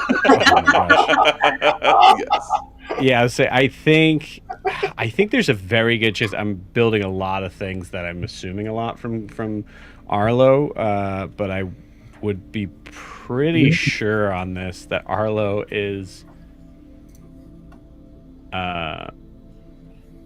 very impressed, if not in awe. Arlo is just weeping at the sound of Grian's music right now, openly feeling it with all of his. I'll leave it to that, because there is like some question of how much. I'll say it doesn't seem like. I don't know. I mean, honestly, it could be that just Green is just that good. But I will say from that, or Arlo is that emotional of a person, or Arlo doesn't get a lot of music or where they're from. Could be any one of those things. But after 7 minutes, after 7 minutes, you. Hello. Zareen, I'm so glad to hear your voice. I hope I didn't disturb you. No? Okay, so is Ashar with you, or did he leave? No? Okay. I'm looking at a mural that seems to be depicting the primordials, and I was hoping if I described it to you in as much detail as I can, that you could tell me if it relates at all to the prophecy that I haven't finished reading yet. Yes, of course. And I will do my best to describe the mural as best I can. And for funsies, at the very end, describe this blocking a room that has a long stone thing with lots of carvings on it and a statue of a lion. Okay. So you're describing not just the water primordial, but the whole mural. Yes. Cool. Got it. The whole thing. Yeah. Because I don't know what's written in the prophecy. I don't know what she's the keeper of this stuff. So, like, does any of this sound at all familiar? Oh, and also behind the wall, there's this. So. There is many stories that talk about something very similar in the idea of the people at one point in time. There was a very, very short amount of time where there was peace in the material world between all four primordial deities and their people. So they were very much treated like gods, so they would absolutely be given gifts as tribute. As she's saying this, I'm reciting it to them. Okay. For Andulith, what is the depiction you see? And I you will describe a very, very simplistic, like, yeah. Yes. Because you said that I saw anomalies in all the places for the four elementals based on the short person under Ignivirus, I will also make note of to her what the wrong part is, even though I don't know what that represents. I will say, Yeah, I think this. we did state that it was something that like it almost kind of seemed like maybe you were grasping at straws with that. Yes, but I will I'll still say it because cool. This whole thing has been a deep grasping at straws as far as he's concerned. So he's Right. just giving her all the information because she knows things. So at the depiction that is described of Undulith, but that is one of many versions. Often Undulith is either represented as a some sort of great underwater sea creature, or often a woman, or sometimes just. It seems like in this case it is more symbolic. Right. You said that and I'm going to assume you're going there. You said that the depiction of Ignivirus was larger, more. It's very much central. It seems much more important, and the other three elements seem to be supporting whatever the main mural for Ignivirus is showing. Strange. Huh. Well, I assume it is. You've come to a similar conclusion that whoever was making this mural, or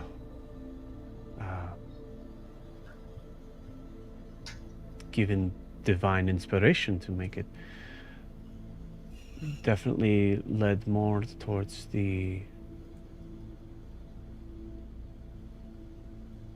either more towards the being or the representation of them.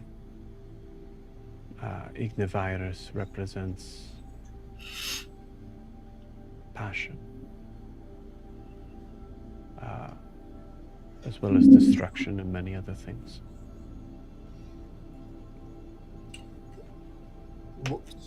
Before I let you go, I have a couple more questions. Thank you for answering these. If Ignivirus represents passion and destruction, what do the other three represent?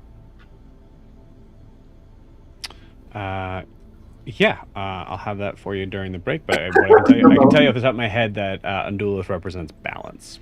Okay, and then the last question I'll have for her is: we need to get beyond this wall, and it probably means destroying it. Do you have any questions for me before that happens about the wall? Well, I am I am a priestess. I am an archivist, and I love nothing more than to be able to focus in on ancient texts and markings. So there is a part of me that even hearing this is very heartbreaking. But I assume there is a very good reason. I believe so. I'm doing my best to take a drawing of it. Like, I can show you the drawing when I see you again.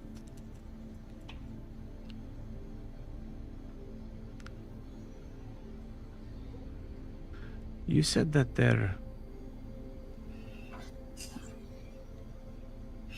the beings that are paying tribute to Ignivirus start on all fours. Yeah, start on all fours, wind up being on two legs, and it looks like they're wearing clothes or armor. We can't tell. It's very simplistic. Now, Joe, real quick, do I know the term changeling? I forget what Slide 10 told us. Or any of you, do I know the term? I would say so, probably, yeah. Okay. We think it may have been created by changelings? Not changelings. Oh, shifters. Shifters. Shifters. But I didn't say changelings. I'm sorry. We think it may have been created by shifters? I'm not sure if you're familiar with that term. Yes, only from Tex. No. We were friends with one. I see.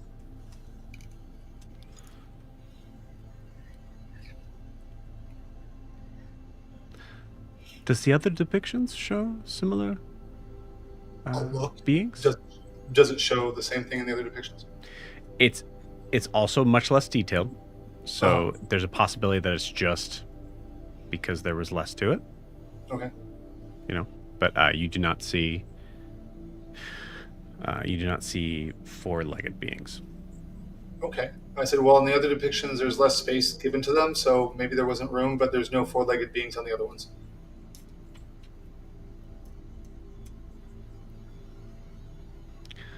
That may be useful knowledge. Please use it, because we need it. If you think of anything, could you please let me know? Yes, I will. I will read on this, and if I find anything, I will reach back out to you. Ashar, which out of character, Joe, whenever I say Ashar, I feel like I'm calling my mother by her first name. So, hey, but I'm doing it on purpose for Adim.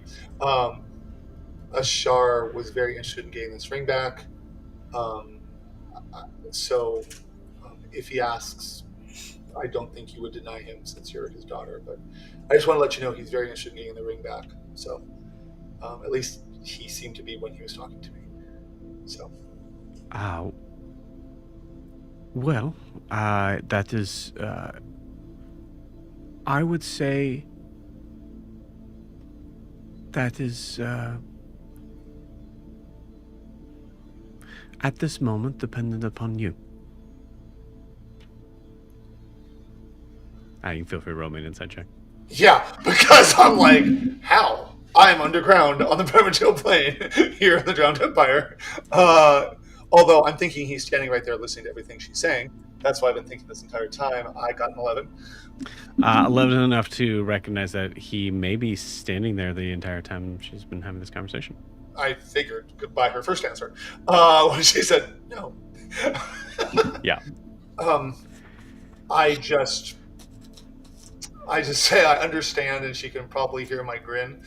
And I say, although I do need the information from you if you come across any findings in the prophecy, I do not mind him having his ring back.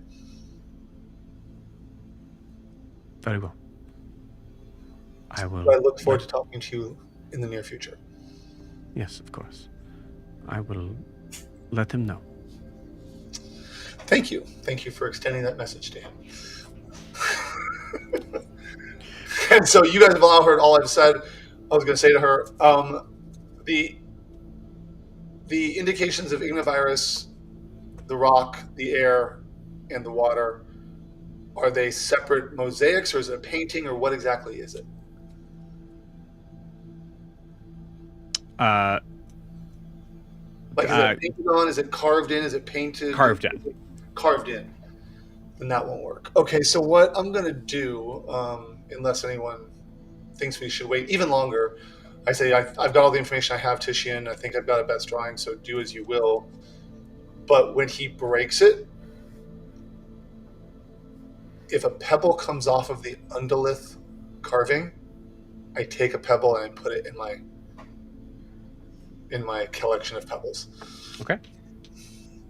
Before we break it, I want to ask a question. Okay. Do we say that the ignivirus one is the only one with people in it? Only one with people on four legs. Yeah, there's people in all of them. Okay. Can I look at the air one? And does it look like the people in that one are regular people, or do they have wings? Looks like regular people. Okay. And they all look like regular people except for the fire one. Which again, is much more detailed. Yeah, no, I was just wondering if there was like if they depicted like the original species in Imea, like the Asimars or maybe the Shifters and that kind of stuff. Okay, that's it. Okay, so I'll just say this above board because it made me think of it, and I know my brain's going 10 million different directions. But given that this is hiding a sarcophagus with a lion in there, this is Jack, this is not a Deem. A Deem is not thinking this. I'm like, are the shifters the progenitors of all the anthropomorphic animal races? Are we doing the origin of species in this game? Anyway, so that's Jack. So Tishan, give me an attack roll on this wall as a Deem. Roll me a d20. I can help, and with the he rolls a d20. Yeah. Okay, I'm gonna steady aim and really like give myself advantage on this, and if I need the extra damage, even add the sneak attack. I think it has to be a creature, no? Well, this wall is a creature. I've been looking at it long enough. I've anthropomorphized it in my mind. Interesting. Well, he aims the four-legged creatures on the. No, therefore, making a creature. 21 to hit. That'll hit. And I rolled a 13. Give me damage without sneak attack. 13 was the DC. Really? Oh, cool. Mm-hmm. 10. Okay. You put a big old dent in that thing. You hear it reverberate out all the way down the hallway. I mean, I get 2 attacks per turn, so let's do this again. That's going to be a 22. Actually, put the dice game up for this. 22 hits. Do I need to Another roll another d20 or no? No, you're good. Another 8 points of damage. I think we're making some ruckus. Oh, yes. Okay. There is another massive sort of sound as you are crunching through. You see there is a little bit of a break into what looks to be possibly a slightly lighter room. And actually, I would say it's enough to be able to kind of notice that it looks like it's like this sort of like strange sort of sickish green light. Nice. I'm going to keep hitting. Yeah, go for it. That one is going to be a 24. That'll hit. Go ahead and roll damage. 9 points of damage. Okay. Then second attack. Unless I break through, I'm going for my second attack per turn. Yeah, go for it. Fucking nat 1. You really hurt your hand on that one as you're like, man, I've been making room this whole time, and just you feel it kind of reverberate all the way up your arm. And to make the matters really worse, Arlo goes, what happened? Shut up, Arlo. I'm hitting a wall. Oh, that's fucking... Just rolled a 13 on that. Sorry. Damn it. 13 to hit? 13 to hit. After hurting my hands, I rolled a 13. Yeah, great. Which feels very appropriate. You kind of feel like you might need to switch hands. Also, every time you are hitting. Okay. Right. 12 points of damage. Everybody give me a perception check. Sorry, no, 13 there does not hit enough for this wall. I thought 13 was the DC. No, that was for something else. Okay. 13 okay. again for perception. Okay. Okay. 12? I'll wait for this perception check to hit again. 8. I'm I'll not roll for rolling Arlo. a perception check because I'm rolling attack rolls. So Arlo rolled a bad. Oh, Arlo's some decent perception though. I will say this: Arlo kind of puts a hand out as you're like about to reach to attack again, and you hear another boom that you didn't do. Oh, shit. Where does it sound like it come from? Yeah, I was like, can we tell where it comes from? No. All right.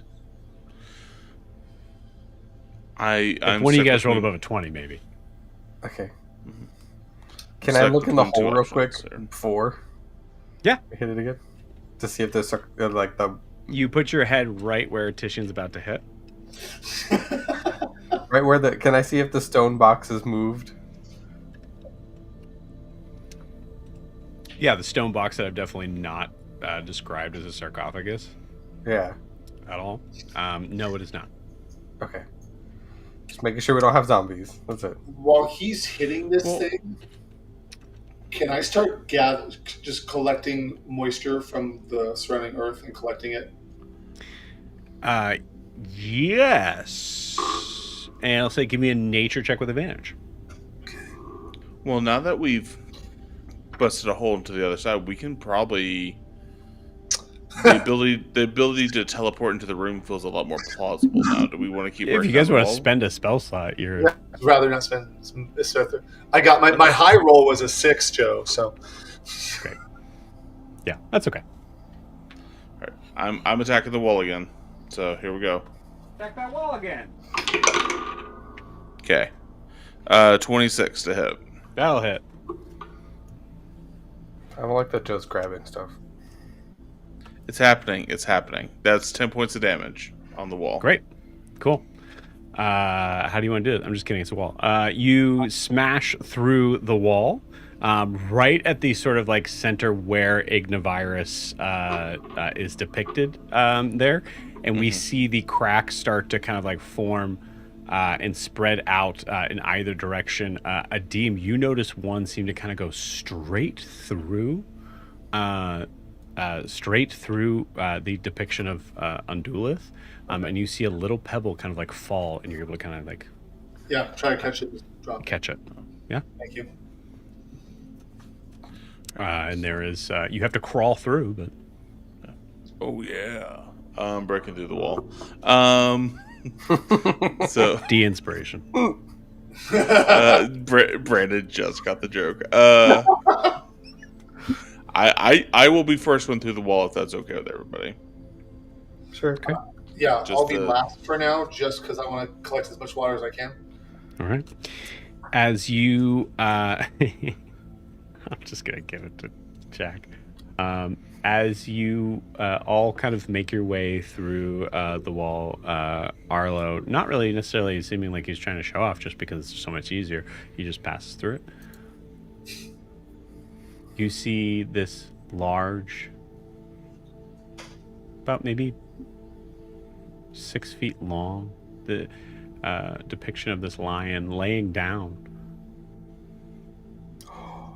Is it a sphinx? No, it's Oh. not a sphinx. Sphinx looks like a sphinx. Sphinx also kind of looks like a lion, kinda. Yeah. You also see, which I think was a wild grab in my opinion, but apparently I'm wrong. You also see that the sort of strange sort of stone square block in the corner of the room is absolutely a sarcophagus. I'm sorry, that's what came to mind. And with that, we'll take our 10-minute break. We'll see you guys in Sorry. 10. What else do you hide behind the wall?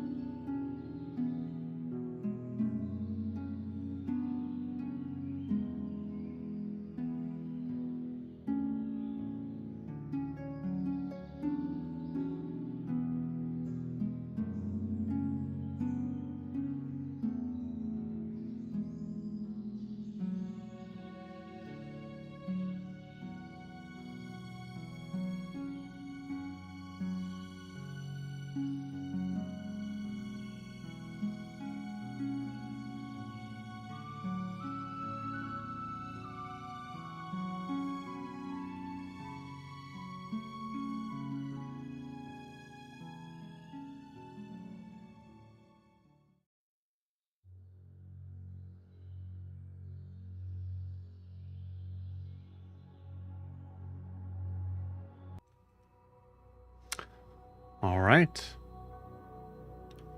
I don't want that one. I want the other one. My bad. You guys ready to see what you see? Yeah. Let's do it. I guess so. Please. Okay. What is that? What is happening?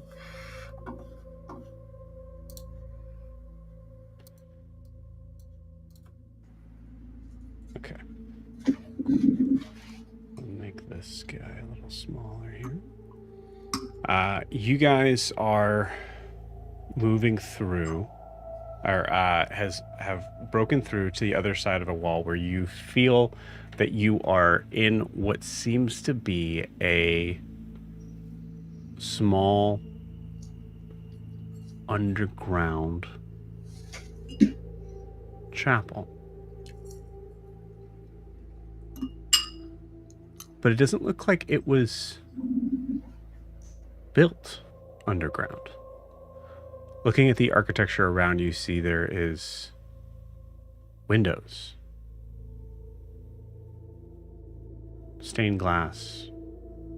You can see multiple sort of areas where they've cracked, and the sort of stalactites of the cavern walls have kind of broken through.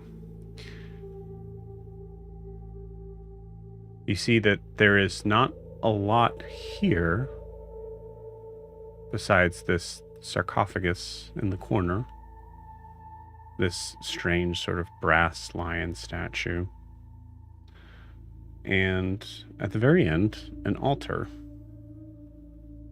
with another statue in front of it, depicting from this distance, a humanoid figure that seems to be reading from a book and extending a hand out. Anybody who'd like to give me a religion check certainly can. I'll do a religion check, but I want to pop another divine sense now that this wall is down. Okay. Deem got a 15. Korean got a 16. I got a 2.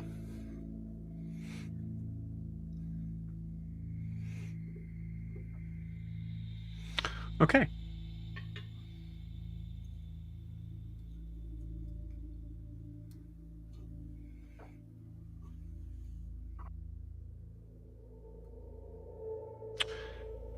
Green with a 16. You notice that there's multiple sort of markings and iconography around here that seem to hint at Leonin culture. But it's also iconography that you've never really noticed in Ha Samal. Stylistically, at least.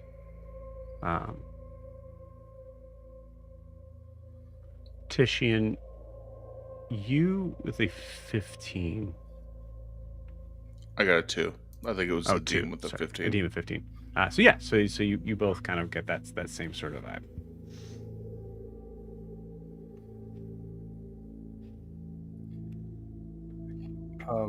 Titian, does any of this look familiar to you? I'll be looking. I don't think I got an answer on the divine sense that I burned in this room. I'm going to remind you to read specifically what divine sense says, as I tell you do not pick up anything in this room.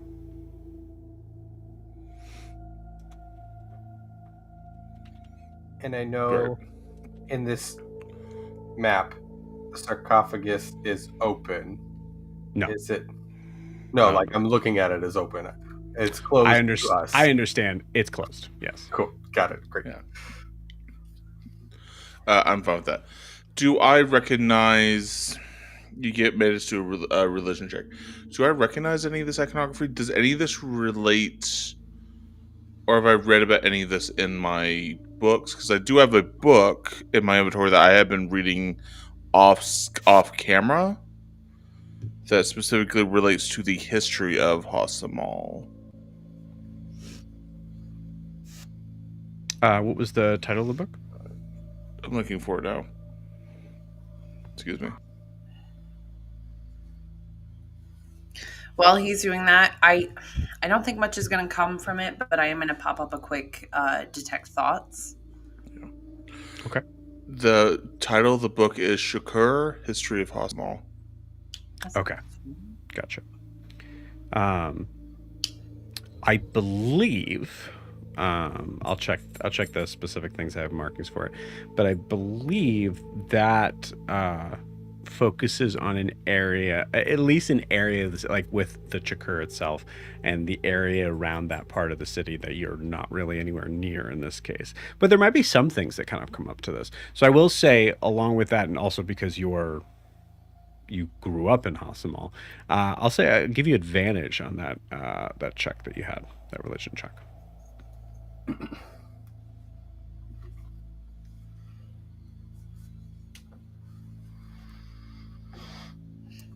I rolled 2 12s. Okay. 4 12? 4 For a 12. total of 12? Okay. For a total of 12.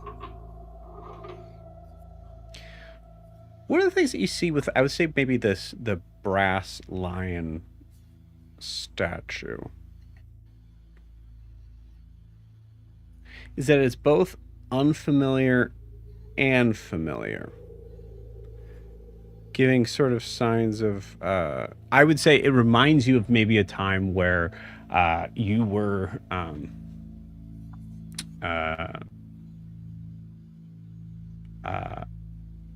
you're away from Ha Samal and you saw through like a trading post or something like that some sort of religious iconography of a member of the Jakuvar, or like something that you could tell was plagiarized. This looks like that, but almost in a sense that you're not sure who's plagiarizing who.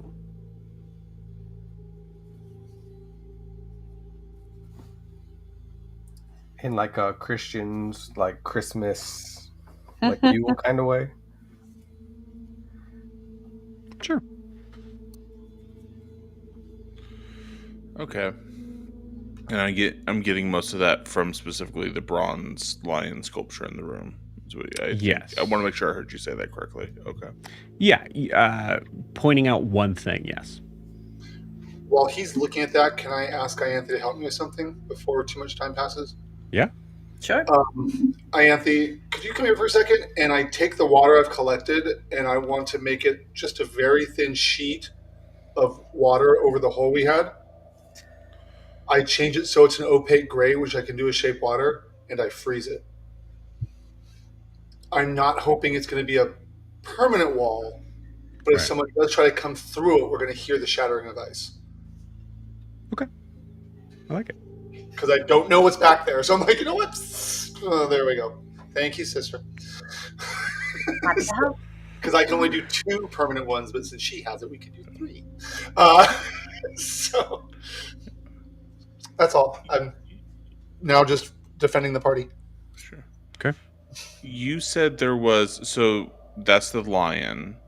There's the figure towards the front where I'm going to call it the altar is. Sure. Yeah. Assuming we can see that.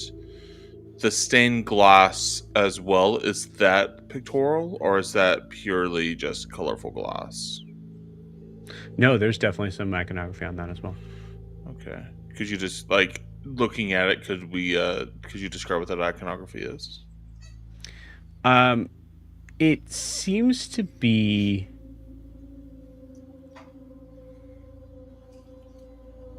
I would say in the way that that I imagine the Jakuvar are sometimes, without probably specifically named. I imagine we're kind of having to do a lot of like religious building here on this, but I would say that the Jakuvar are very similar to saints as they're depicted in this world, without being named. So a lot of what you see here seems to stem from that. Okay. And I'll Do I- give you Mhm. because you're asking specific questions on this. So because remember you rolled a 12, so I think I will say you don't recognize the ones that you're looking at. Within that iconography, is there anything that relates to the eminence? I'm looking for images of mountains, swords, any sort of hierarchical structure, which I think is what I take is what you're describing here. These images of saint-like beings. Does it all relate to the eminence, or is this a completely separate religious I'd say structure? you probably see a couple of the windows show like scenic sort of mountain ranges and like open sort of fields. None show swords. Let's show source. Okay. I'm assuming they don't have like depictions of hell or the No. coal or anything like that. Okay. Great. There's so many things here to poke at with the stick. Poke away. Yeah. Ooh, does the sarcophagus have any writing on it? It does actually. Can I read it? Can Grian read it? Eyes of the Rune The Keeper. full answer is no, and then yes. It is definitely not in a language that you would naturally be able to read.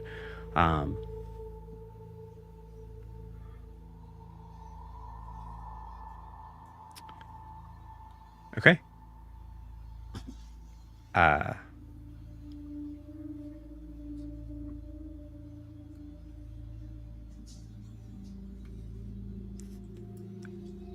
There are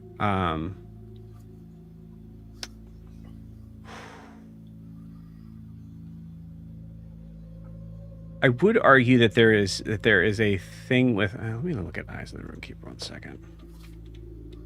We've done it before where like yeah, I could read primordial, but not like ancient primordial. Yeah, that's not necessarily what the problem is here, or not even problem, just to be specific here on this. It just says you can read all writing. Right. Okay. So here's what I will do here. You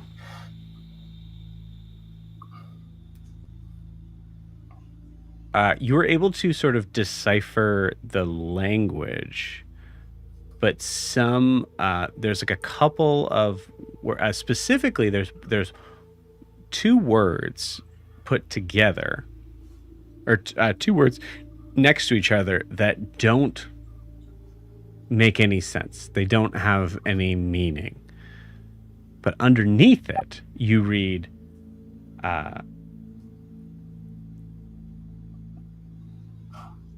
first who bled, first to be forgotten.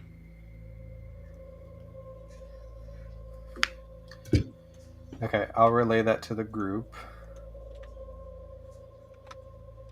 Did you say first to be led or first to First First who bled, Okay, got it. first to be forgotten. Okay.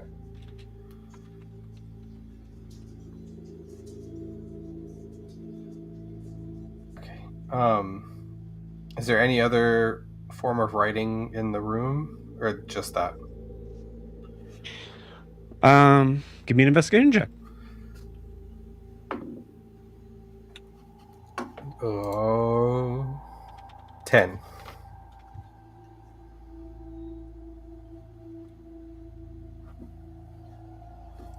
Doing a quick sort of sweep around. I don't see anything. Okay.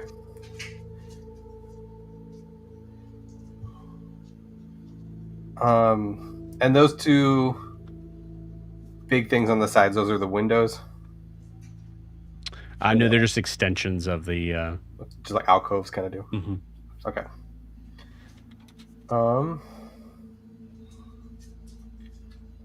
I guess I'll investigate the statue at the front of the room. Okay. Walking towards the front of the statue. Give me a nature check. And anybody who wants to join him here, if you think you're joining him here, can also roll. You said nature? Yeah. We'll do that. It's an 8. Straight to Jew. 19. Wow, what a shock. I'm not good at nature. 13. Okay, cool. Nat 20. Okay. Like Adim's like watching everyone goes, oh, I see something. That's really funny. Sorry. Okay, cool. You know what? We're gonna have some fun with this. I'm gonna message you both. Okay.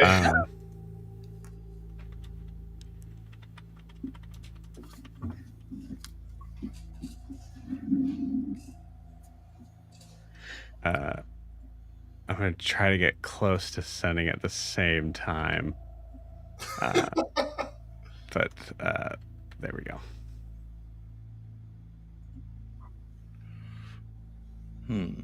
Oh. you see you see Adim's eyebrows raise. Grian, looking at this figure, you notice you see an extended sort of like somewhat extended snout, whiskers out. It makes sense. This figure, the statue looks to be like most likely Leona.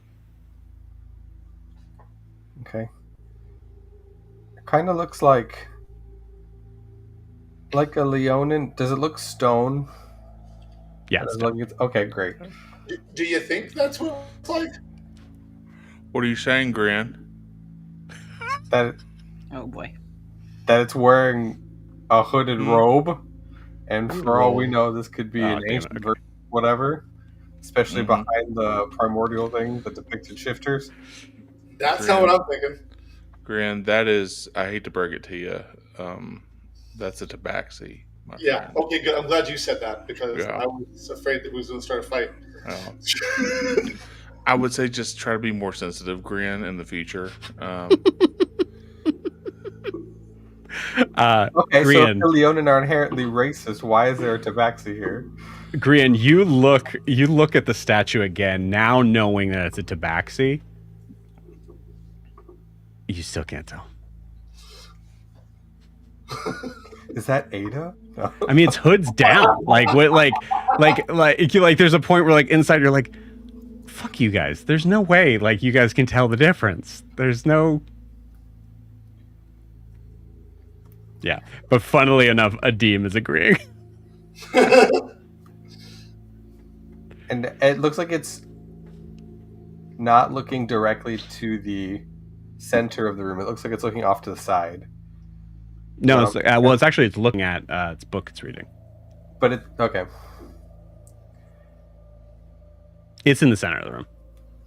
No, I just meant like instead of facing like the center, it's like facing to the side. Right, it is facing to the side, yes. But if it's looking, I was thinking like if it was looking at something in particular, then, but it's looking at its book. Right. I know Gran scanned for text, but did you mention anything about text on that book that the statue's reading? Like on the front cover, or maybe where we can see in the pages itself, the stone pages. Interesting. I'll say for sure, it's not a real book. Like it is stone. But let me roll. Okay. I mean, it wouldn't be uncommon for statues to have like that helps add to the significance of it, right? Yeah, like a title on the. And sometimes even like text written in it. Yeah.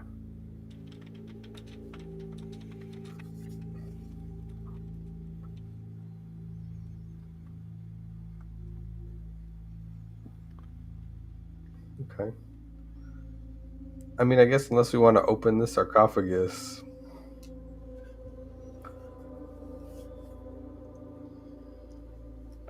Yeah, give me a second. While you're seconding, Joe, Adim says, well, I mean, aren't we here looking for whatever the clue was leading us to? Do you think this is it? I mean, it was sealed up, so I don't think whatever resistance rebels there are here, That's true. unless they like fix the wall every single time. Or unless there's another hidden door somewhere that we can't see. That's much more likely. Or, and I know we were talking about this. This was sealed for a reason. This has obviously been hidden for a reason. But to actively be sealed in this manner could either be really good or really bad.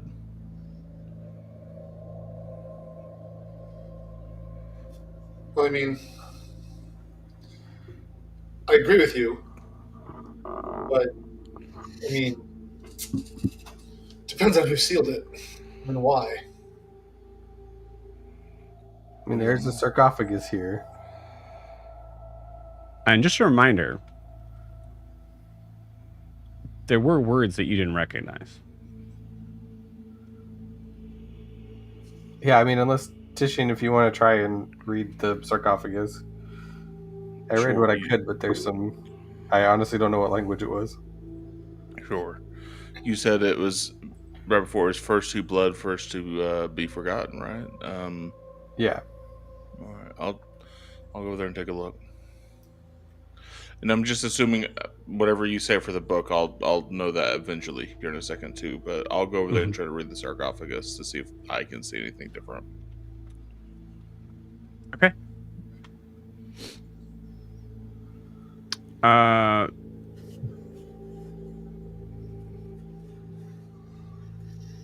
lot of the markings seem to be in a strange sort of like. So I'm going to assume that you guys are saying above board what you're reading, right? Korean, did you say? Yeah, I told them. Okay, I would say just make sure you double check on that because that'll be easier to kind of RP in that moment.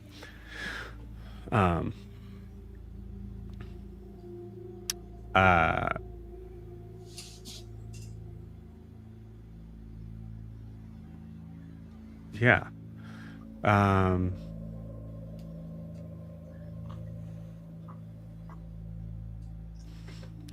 Okay, sorry, 1 second.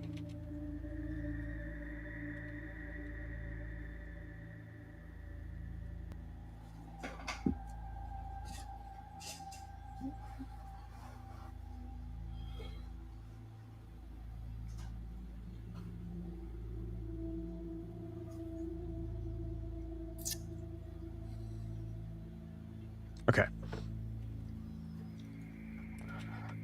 So we're gonna have some fun here on this for the title of the book.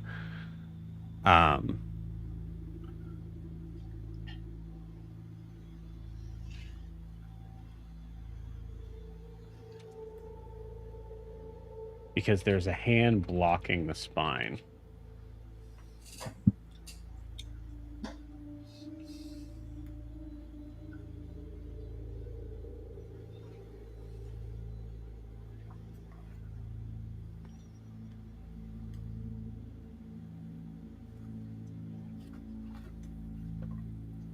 This is what you read, Tishian.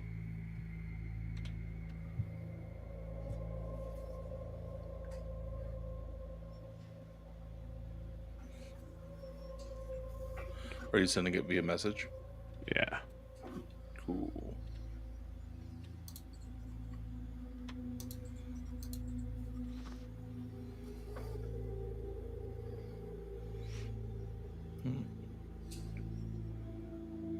That's from the spine of the book.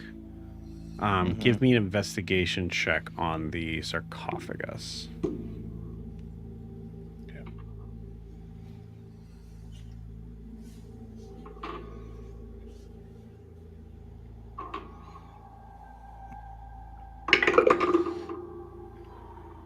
Okay.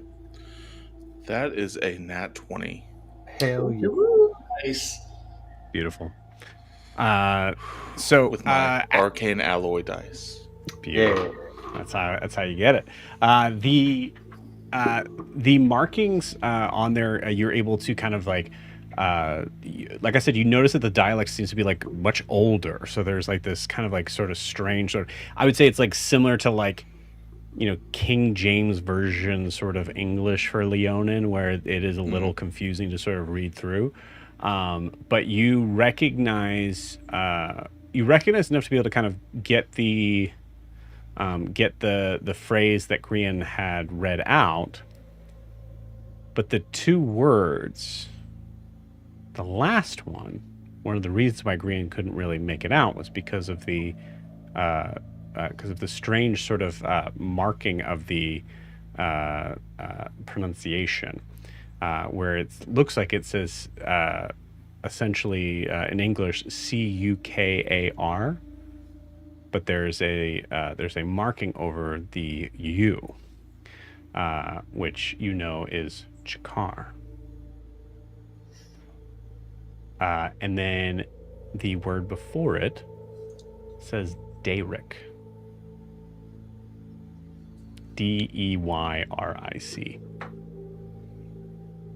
Okay, Dayric Shakar. Why does that name sound familiar? Like not the Derek part, but the Shakar. Well, I'd say that's a moment you could definitely have RP wise, because Station would know. I'm trying to remember it off the top of my head right now. Yeah, like I feel like the names come up. You just told me the title of the book. Right, Shakar. Right. Oh. Right. Would I identify Derek as a name? And as this could possibly be like the equivalent of Balder in Baldur's Gate. Yeah. Let's have some fun. Give me a history check with advantage. 2 good rolls in a row. Am I that lucky? Okay, history. 18. 18. I'm telling you, Matt, 18 is solid. You've never heard this name before. Right. So it's not in my book. And or past chapter 4 of the book. Maybe in the epilogue. All right. So it reads Derek Shakar, which relates to the city above, but I couldn't tell you what Derek relates to. Best guess is maybe some sort of name. I've never heard it, but it's the best I got right now. I mean, it could be like an old name. Oh, Like sorry. Now I see the actual marking of it. It's way weirder, and it's below the C. I truly don't know what it is above board, but it's sort of like a sort of strange squiggly below the C. I'll put you it talk in the about handouts. real life, you don't know, or is that what? Real life, I don't Like- know. Yeah. Like Oh, the tilde, it's, but like a. No, it's like. Is it like an apostrophe under the C? Sort of. It almost looks like an upside down question mark under the C. I'm putting it in the handouts. Actually, Discord really makes it tiny. Recognize it. I saw it. Yeah.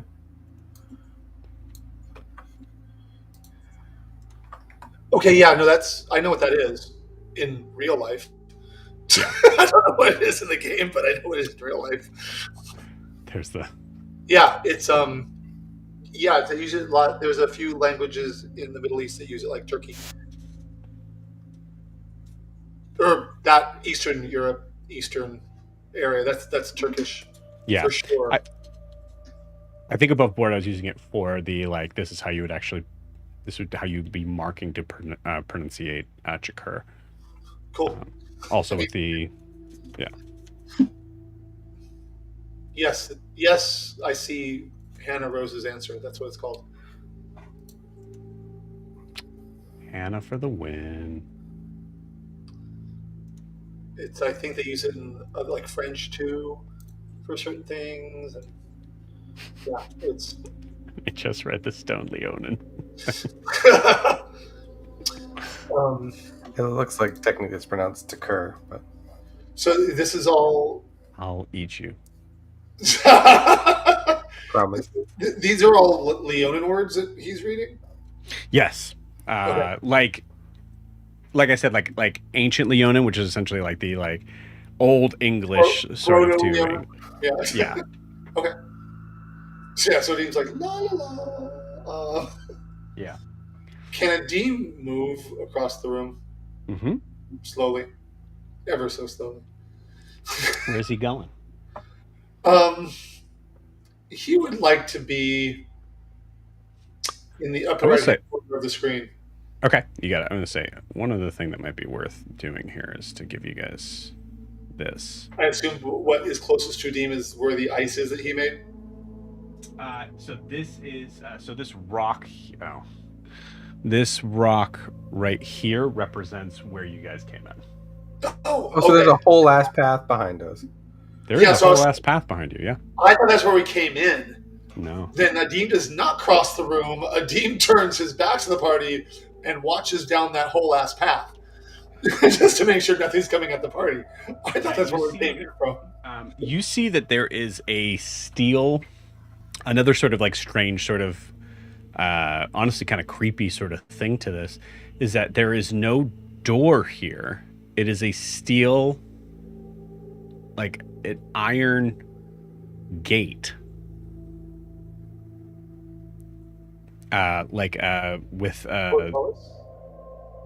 not like a portcullis at all, like what you would see sort of similar to like if like entering like a graveyard, honestly. Oh. And really kind of focusing more on the idea of like depiction of like not something you would like, the architecture doesn't make any sense to be underground. Right. Does it look like? So I've over the past month or two, I've grown used to the idea of a door on the surface. Does this look like it would open into this edifice that we're in, or open a way out from it? And Originally, it looks like it opens in into the building. Okay. But you notice that one of the iron bars is pretty it's pretty curved in. You think it's going to be you think there's going to have to be some force made to actually open this. and the curve, was it trying? Looked like someone was trying to pull it. So it's push or pull it more in, or push or pull No. it out.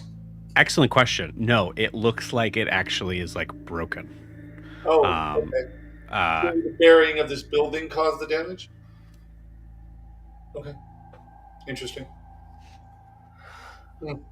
I'll just watch this for a little while. Yeah. Keep on looking behind me to make sure the party's okay. So I'm like kind of head on a swivel, being the guard. But I will say, actually, give me a perception check. I will. Does Adim have dark vision? he has dark. I thought he did. Yes, dark vision and blind sight. Okay. Give me a perception check. DC on this is 17. Oof. Okay. Well, I rolled a 21. Nice. So, Yay. About you see that there's this, and actually, like, it's kind of something that you realize in here you didn't really focus too much on. There's no lights or anything in here, and it takes a second to kind of recognize it does actually coming. The light source is sort of coming from this area. You imagine, Dean, with that roll, you imagine that light source, that deep sort of like pale green thing, is about maybe somewhere between 120 to 200 feet away. down this. Down other- this extended hallway. Okay, I'll kind of quietly say, "Hey guys, this light's coming from down there, quite a ways away. I think. Just so you know."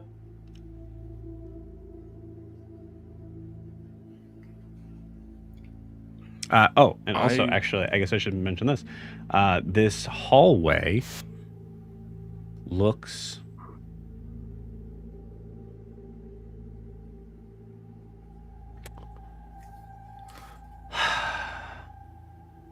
this hallway looks purposeful in the way of like, this building shouldn't be here, but the hallway looks like it was man-made. Given the idea that maybe this hallway was built after. So maybe the building was sunken or built on top of, and then someone dug a hallway to it.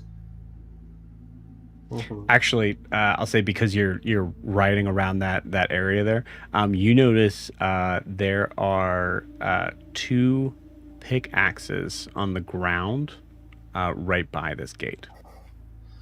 Does it look like people got into the gate, like they were trying to and failed? Okay, I will express that idea that it looks like they dug their way here but never actually got in from wherever this passageway is coming from. I'll even give you even more of a thing on this, Dean, that they don't look like they were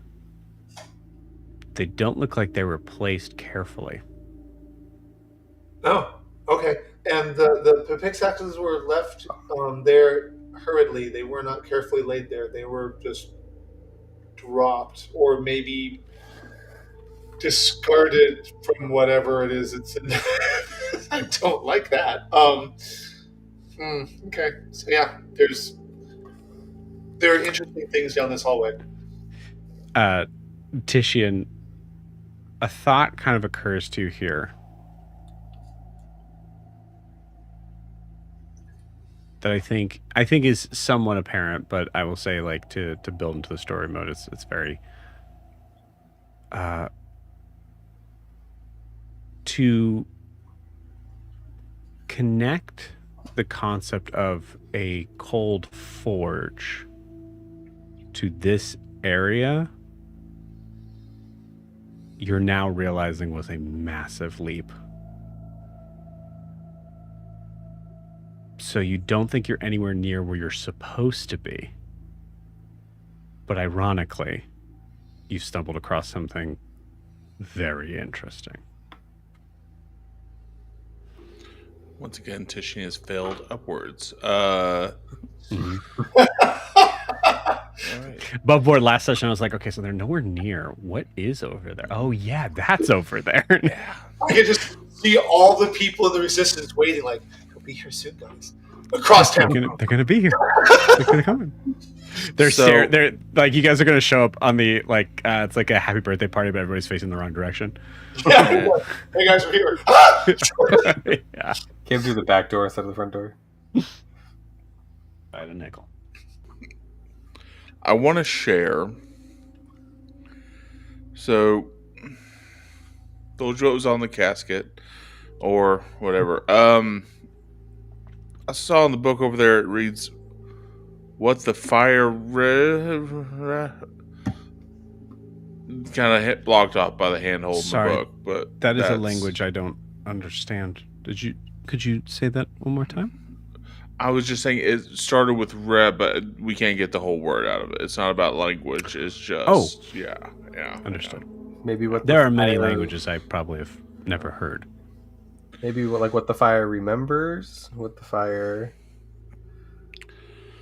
I think that that could be a way of reading it. I mean, that makes sense. Makes better sense than what's in my mind. Does anything else in the room refer to fire? I don't read the language, so is there anything else in the room that refers to fire? Or has an image of fire? Except for the ignivirus thing we broke through? Not that I'm seeing. We did break through hell. I tell you what, I'm about to do something weird, and if you want to stop me, that's okay.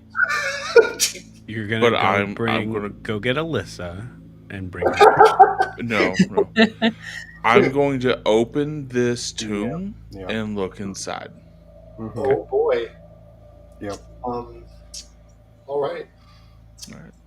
And I make a move. I'm saying that out loud for the group because I'm like, I'm not going to just do this, but I'm going to slowly make my way in. If you're going to stop me, Gran or Ianthe, like, now's the time to say something. But I'm Don't try to stop me, Shmi. Not I I'm was- gonna crack this cold one open, if you know what I'm saying. I was gonna say, are we sure that this is like not a mausoleum and made to keep something in? The thing No. is, I've read it, you've read it, and we don't know. No, we're not sure of that. I shift from my throwing blade to my trident because I'm right next to what he's going to open, and I may not be able to throw very well. So I'm like, all right. Yeah, let's move you there.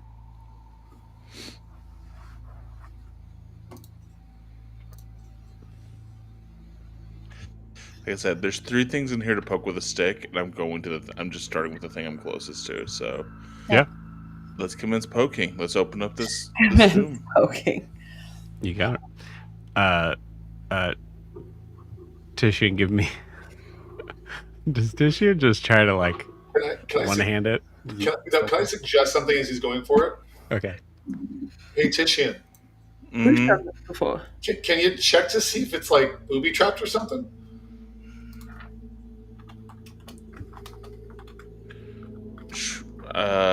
Sure. I mean, I'm right next to it. If it blows up, I'd rather not. You know. Check something here. I mean, if you think booby traps could, I guess, sure. No, I can try to take a look at it. Just see if there's any, or maybe you'll see something that says, "Hey, don't open this for fear of death," or you're. I don't. I'm dead, man. I just. I know. I'm just. If we don't look all over, we're never gonna find answers here, and I just. I'm just really looking forward to fighting someone like Brer again. I stand there with my trident ready. Be nice. Arlo comes up to you and casts guidance. All right. Matron watched over you. And with you. Thank you. You know Sure. the words. A deem fights to not roll his eyes. All right. What would it be to check for booby traps? So it'd be perception or investigation? It'd be I'm guessing investigation. investigation. Yeah. Okay. And guidance is D4? Yes. D4. Okay. Well, I'm gonna need it. You do have the inspiration from doing the recap. Yeah. That's a 13. Okay.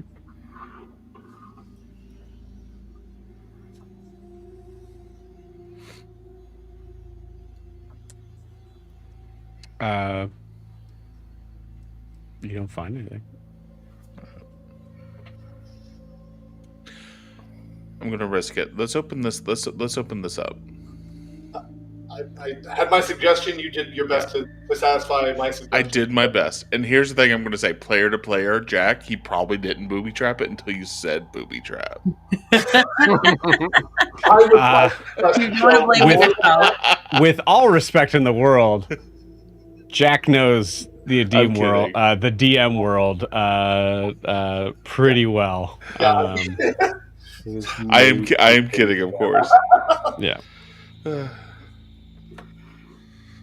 Okay, don't die. I mean, I don't wanna. I'm not trying to. Try But I to feel what? like in characters, like if you roll a 13, it's like that's such a that's like one of those areas where it's like it's not good, but it's not not bad. bad. What level are you guys at? I'm level 11. Okay.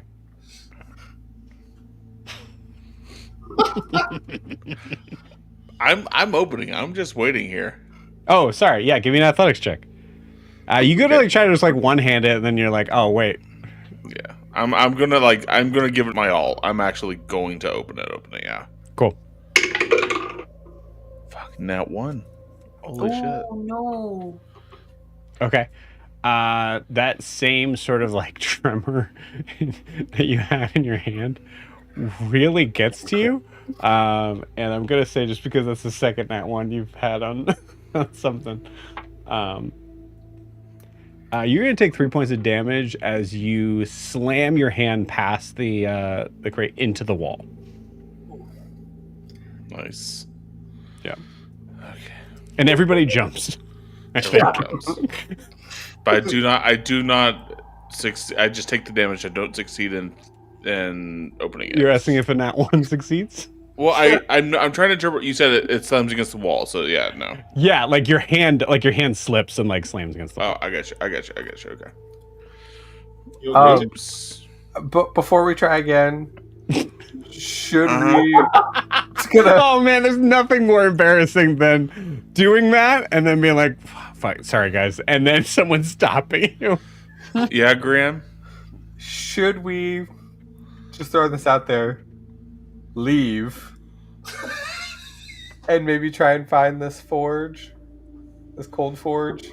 Gran, I'm gonna tell you just straight up. Right now, you saw what just happened to me. I would rather die than leave this casket unopened right now. Could also. How? I'm gonna say, oh fuck, oh god, I really wish, Kane, I wish you were here. I hope you're having fun. You're not at all. You're sick. I'm sorry. What's our lowest religion? +9? Okay, cool, great. That is a 21. As you hear Arlo say, "How passionate."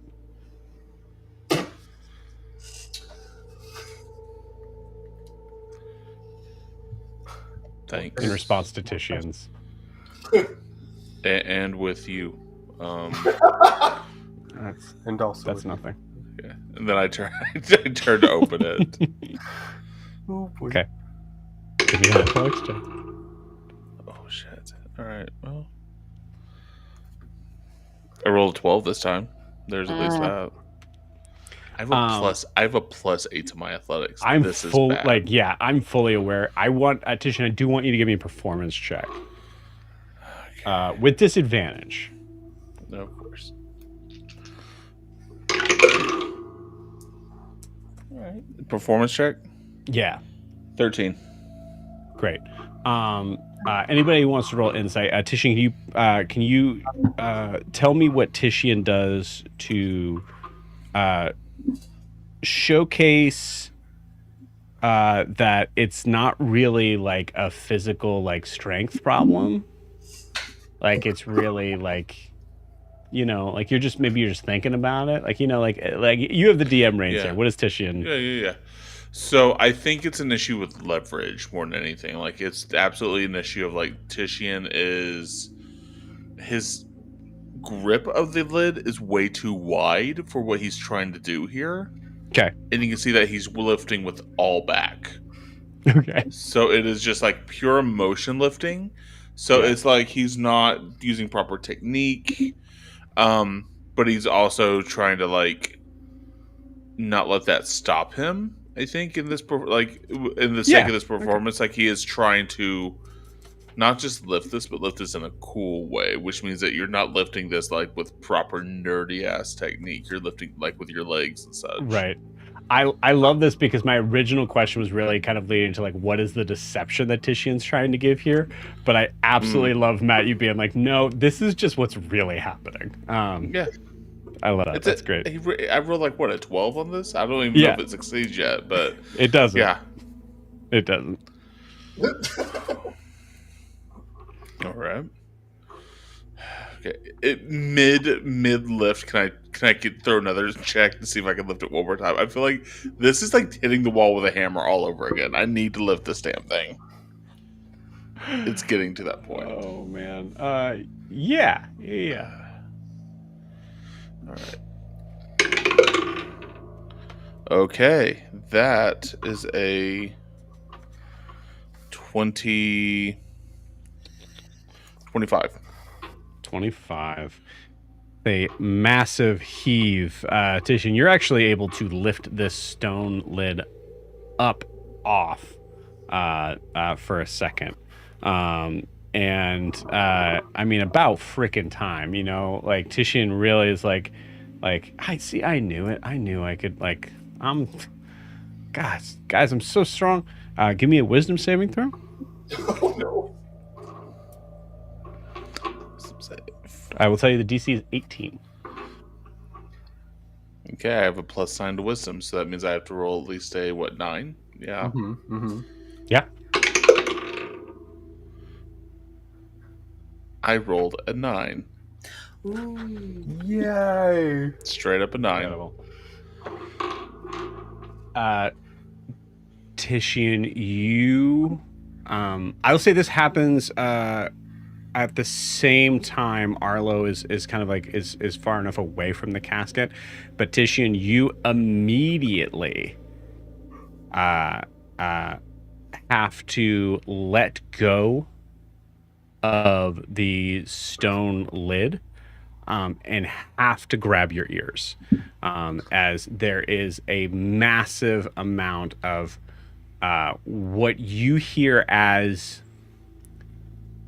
what I could only describe as like leonin, so like feline sort of screaming.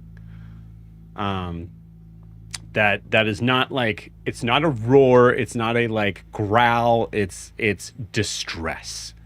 And it is Cat scream. yeah, it is like that full like like for anybody who's like heard a cat scream before, it's that sound, and it's the worst sound in the world. Only Titian and Arlo seem to react to this, but Titian, you have to let go of the lid, and I'm gonna say, because you succeeded, I'm gonna give you a chance to, we'll say this is just straight up luck that the lid falls to the ground or falls on top of the thing. Like luck to see if it closes versus not closes. Yeah. Okay. Is this like an odds and evens sort of thing? I'll say this. Matt, what would you rather have happen? Oh, I want to stay open. I Okay. want to stay open. I think that's a more interesting choice here. You got it. 11 or higher. All right. All right, 15. 15. With 15, your head feels like it is splitting. You're not taking any sort of mechanical damage, but you fully let go. There is a massive that reverberates all throughout. Everybody does hear that, and that's super loud.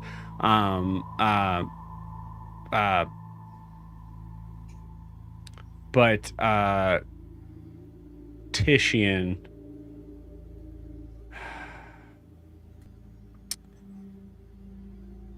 I'm going to say, because you're prolonging this, you're not prolonging the sound. Luck is. Give me another wisdom saving throw to be able to withstand this enough to be able to leave this open, because it's still screaming.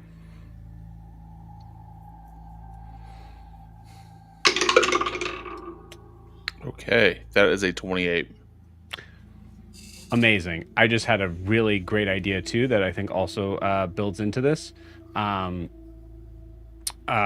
You see Arlo extend a hand in the direction, and as he's like holding one over his ear, and he's going to cast silence through this whole area here. So we'll say with a 28, you're able to kind of withstand that sort of amount before like having to like, but you know it would have kept going. So 28 is good. Arlo would have, I think like Arlo would have been consistently wearing like rolling wisdom saves, if that makes sense. So this really kind of helps the whole sort of thing. Okay, good. Now all of a sudden, nothing. Can I look in? Oh, sorry. Go ahead. The radius on silence? I was wondering who's affected. Good question. That's not a target. That's an area, right? Right. Yeah. That's not one of the area affected. 20-foot radius sphere. So it's massive. It's huge. Oh wow. Okay. So we can't talk to each other. Yes, correct. Okay. You can, Well, yeah. signal. Yes. Since I'm right there and this is open, I want to look inside of it. Yeah. Titian, as you look inside, and there's still, like, even though you can't hear anything now, there's the haunting remembrance of that sound. As you look down into this sarcophagus,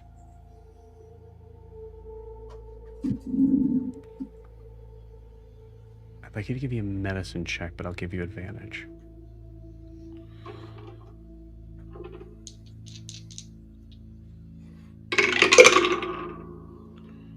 All right, that'll be a 9. Okay. You see a figure that is mostly, is pretty much all skeletal, but is wearing what seems to be very rudimentary, like, you know, it seems kind of on the nose, but it is that sort of style that, like, it's very sort of like Knights Templar sort of armor style. And you definitely are able to notice the general sort of skeletal figure is not human. Leonin? You can't be sure. Your instinct would say, Leonin. They're the ones that protect the city. They're the ones that... But things have been weird in here.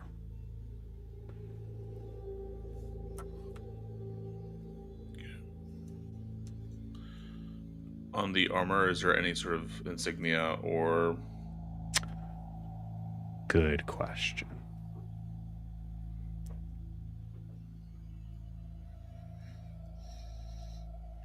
If you look at the shield,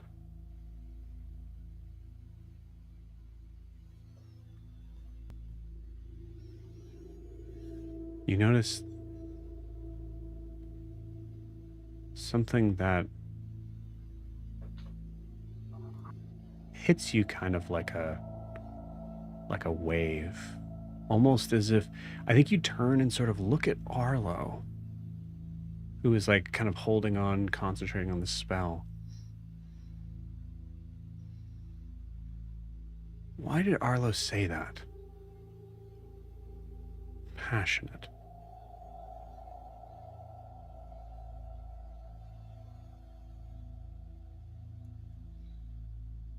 There's a moment of thinking of...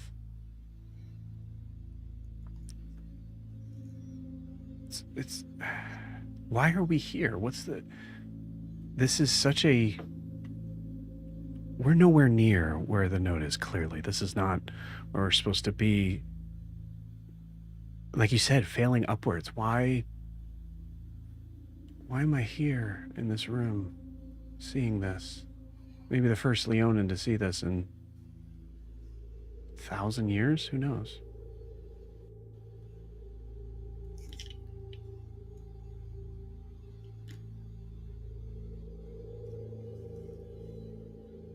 Why?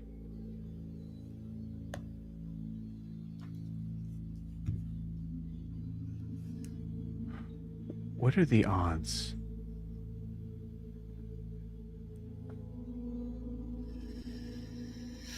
that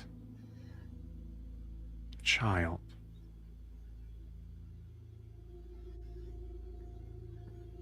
that I saw in trouble, that we all saw in trouble, that I would be one of the ones who would defend her with my life at times,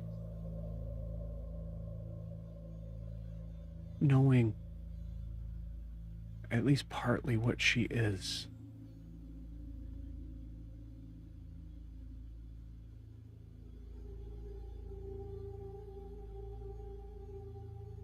As you see the same depiction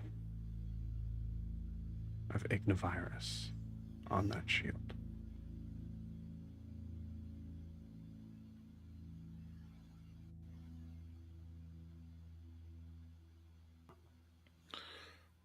I pick up the shield. I raise it up to show the rest of the party. And Dean has a clearly concerned look on his face.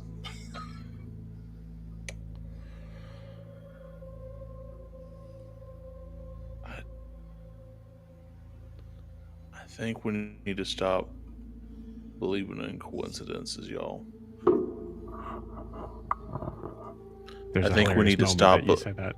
Yeah. No. Yeah. There's a hilarious moment that you guys have silence cast on you. So Yeah. you say that. And like, Oh, yeah. Like, Yeah, I think Green goes to like be like, Tishin, I can't hear you, and then it's like in the can't forget animated series of where we do this, we hear Tishian say that, and then there's a cut where the music stops, where everybody just goes, "What? What? What is this?" I yeah, Tishy's like, what is that?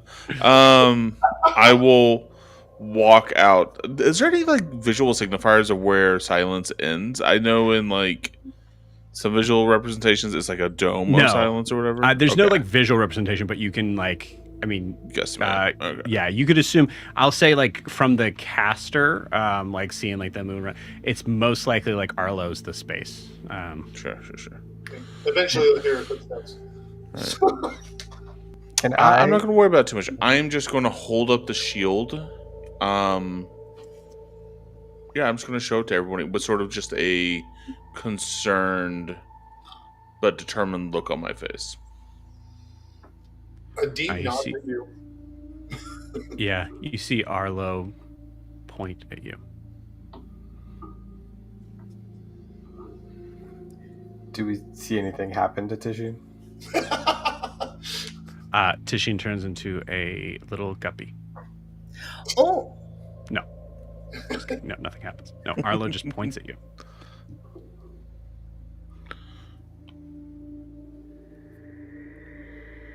All right. Can I walk over and look at the corpse or the skeleton? Yeah. And see its skeleton? Yeah. Can I point at Arlo because he's dark and creepy? And I am going to point at him, point at the skeleton, and then I'm going to make the motion to like talk. Can Arlo speak with dead? Because if this is like a champion of the primordial, this is a great shot to get some questions answered. Did you say you guys can speak with dead in silence, though? I think all you need is say, a head with a working jaw. Because there is a thing with Kate, remind me to check, because there's a couple of these things here that I feel like we're still missing some stuff here. But I will say honestly, Arlo just does this and like kind of tries to signify like it's too much.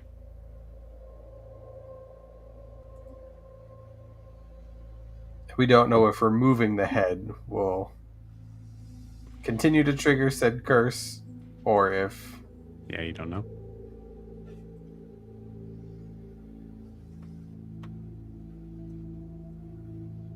Maybe...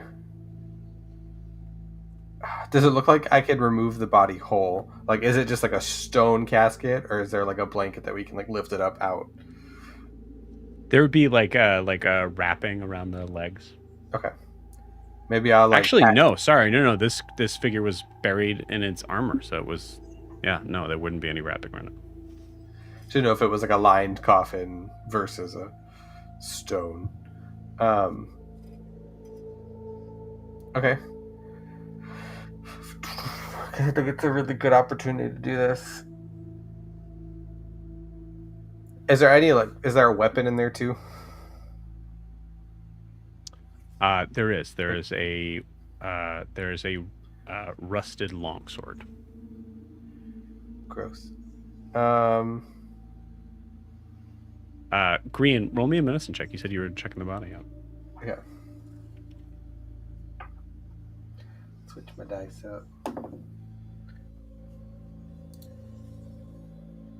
It's a 13. I'll say, ironically, because you did look at the sword, the shield is relatively immaculate, but the sword is rusted on the blade. That gives you an idea that This might have been swapped. possibly. Okay. Is the armor like the sword or like the shield? Meaning, is it rusted or is it happy, shiny? It's a good question. The armor is happy shiny. I get Titian's attention, point to the armor, and point to you.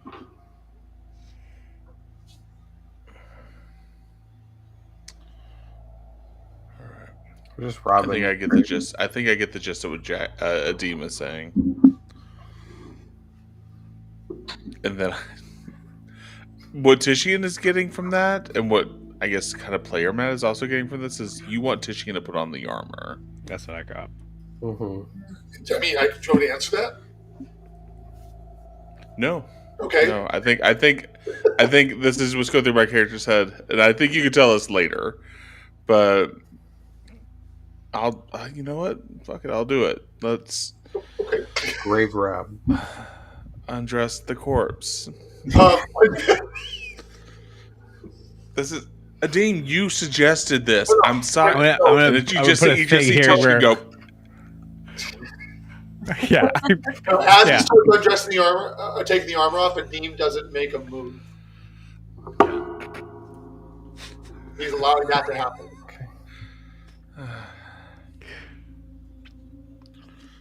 Okay. Horrible. Titian, give me a sleight of hand check.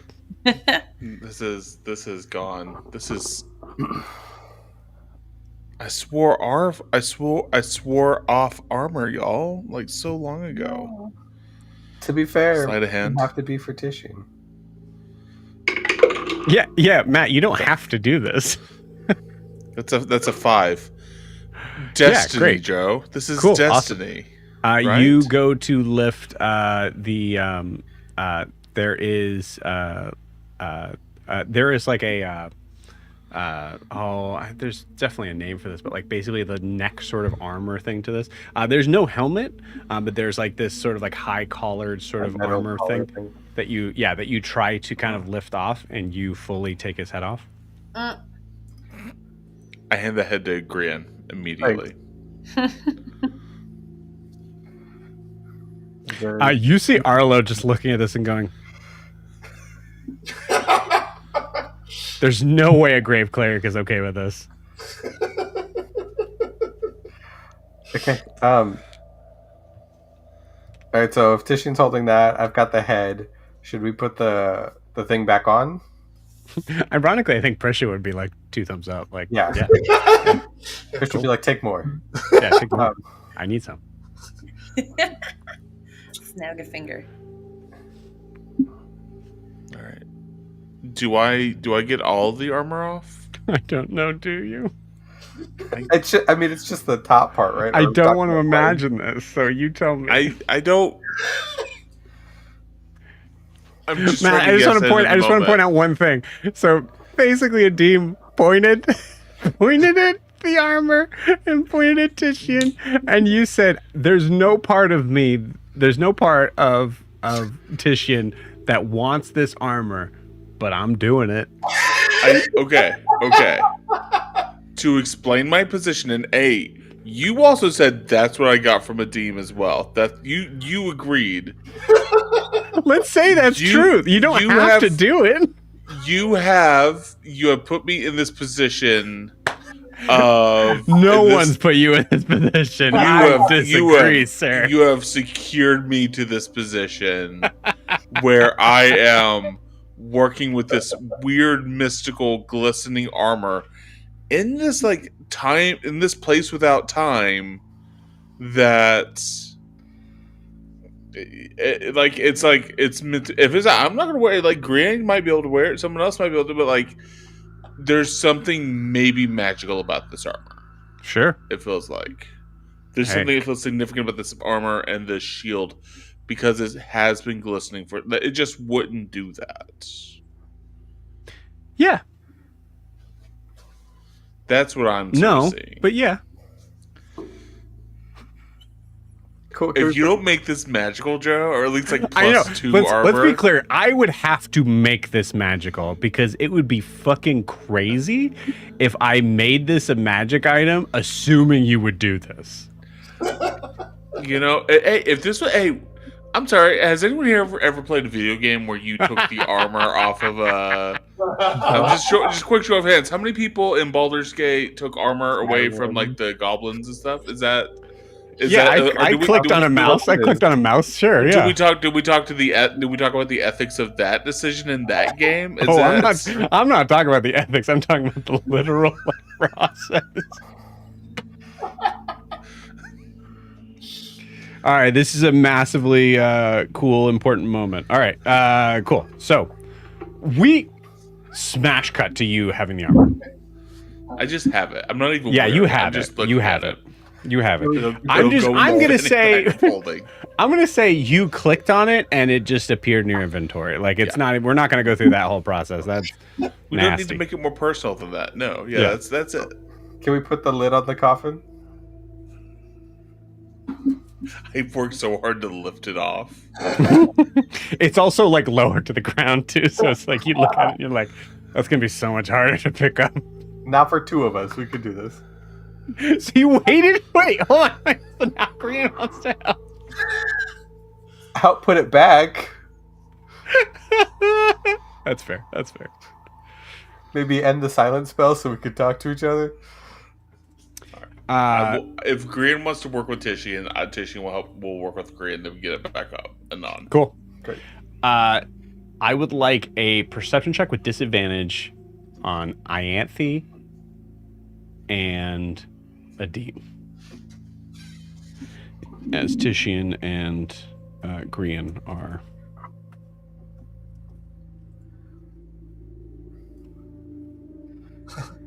You know, 8. 3. What'd you get, Chelsea? 3. Great. Cool. Please continue. Oh my god. Remember, I have blind sight. Oh, that's a good point. Uh-huh. What's the range? 10 feet, and I'm standing right next to that door. Cool. So, I mean, I'm not sure if that helps, but I do have that. Sweet. Okay. You're not entirely sure. You don't. Given the crazy sort of things that happened here, and honestly, above board because I forgot you had blindsight. It makes sense that that Adim is kind of forgetting the awareness. Forgetting the thing that he's supposed to be paying attention to. Okay.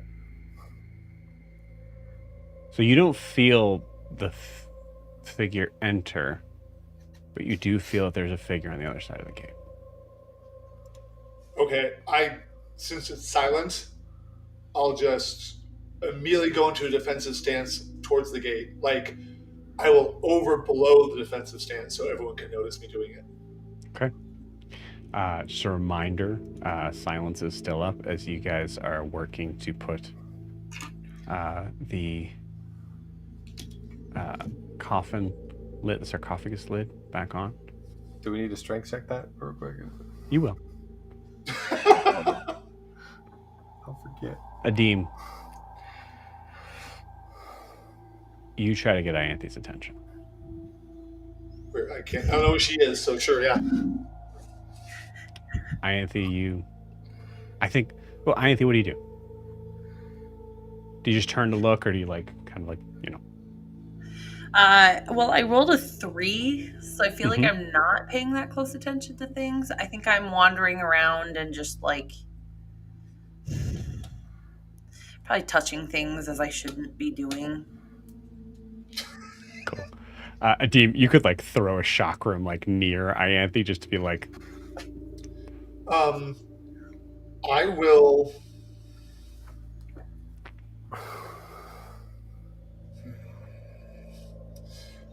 I won't do the chakram because that's way too dangerous. But I will take one of my hand axes Mhm. and throw it behind me, so it scatters on the floor and hits her in the foot. Okay. So like willing to hit it, but just like slide it so it like spins, but not in a dangerous way, and just like bumps her in the foot. You got it. Ianthe, would you say that gets your attention? Yeah, that probably would. Yeah. So you turn and see, Like point at the door, like there's a thing. And I'm in looking at Adim, and right behind Adim, you see Daphne. Oh God. And with that, I'll end tonight's session. Thank God I don't have to kill it. See you guys next week. Not yet.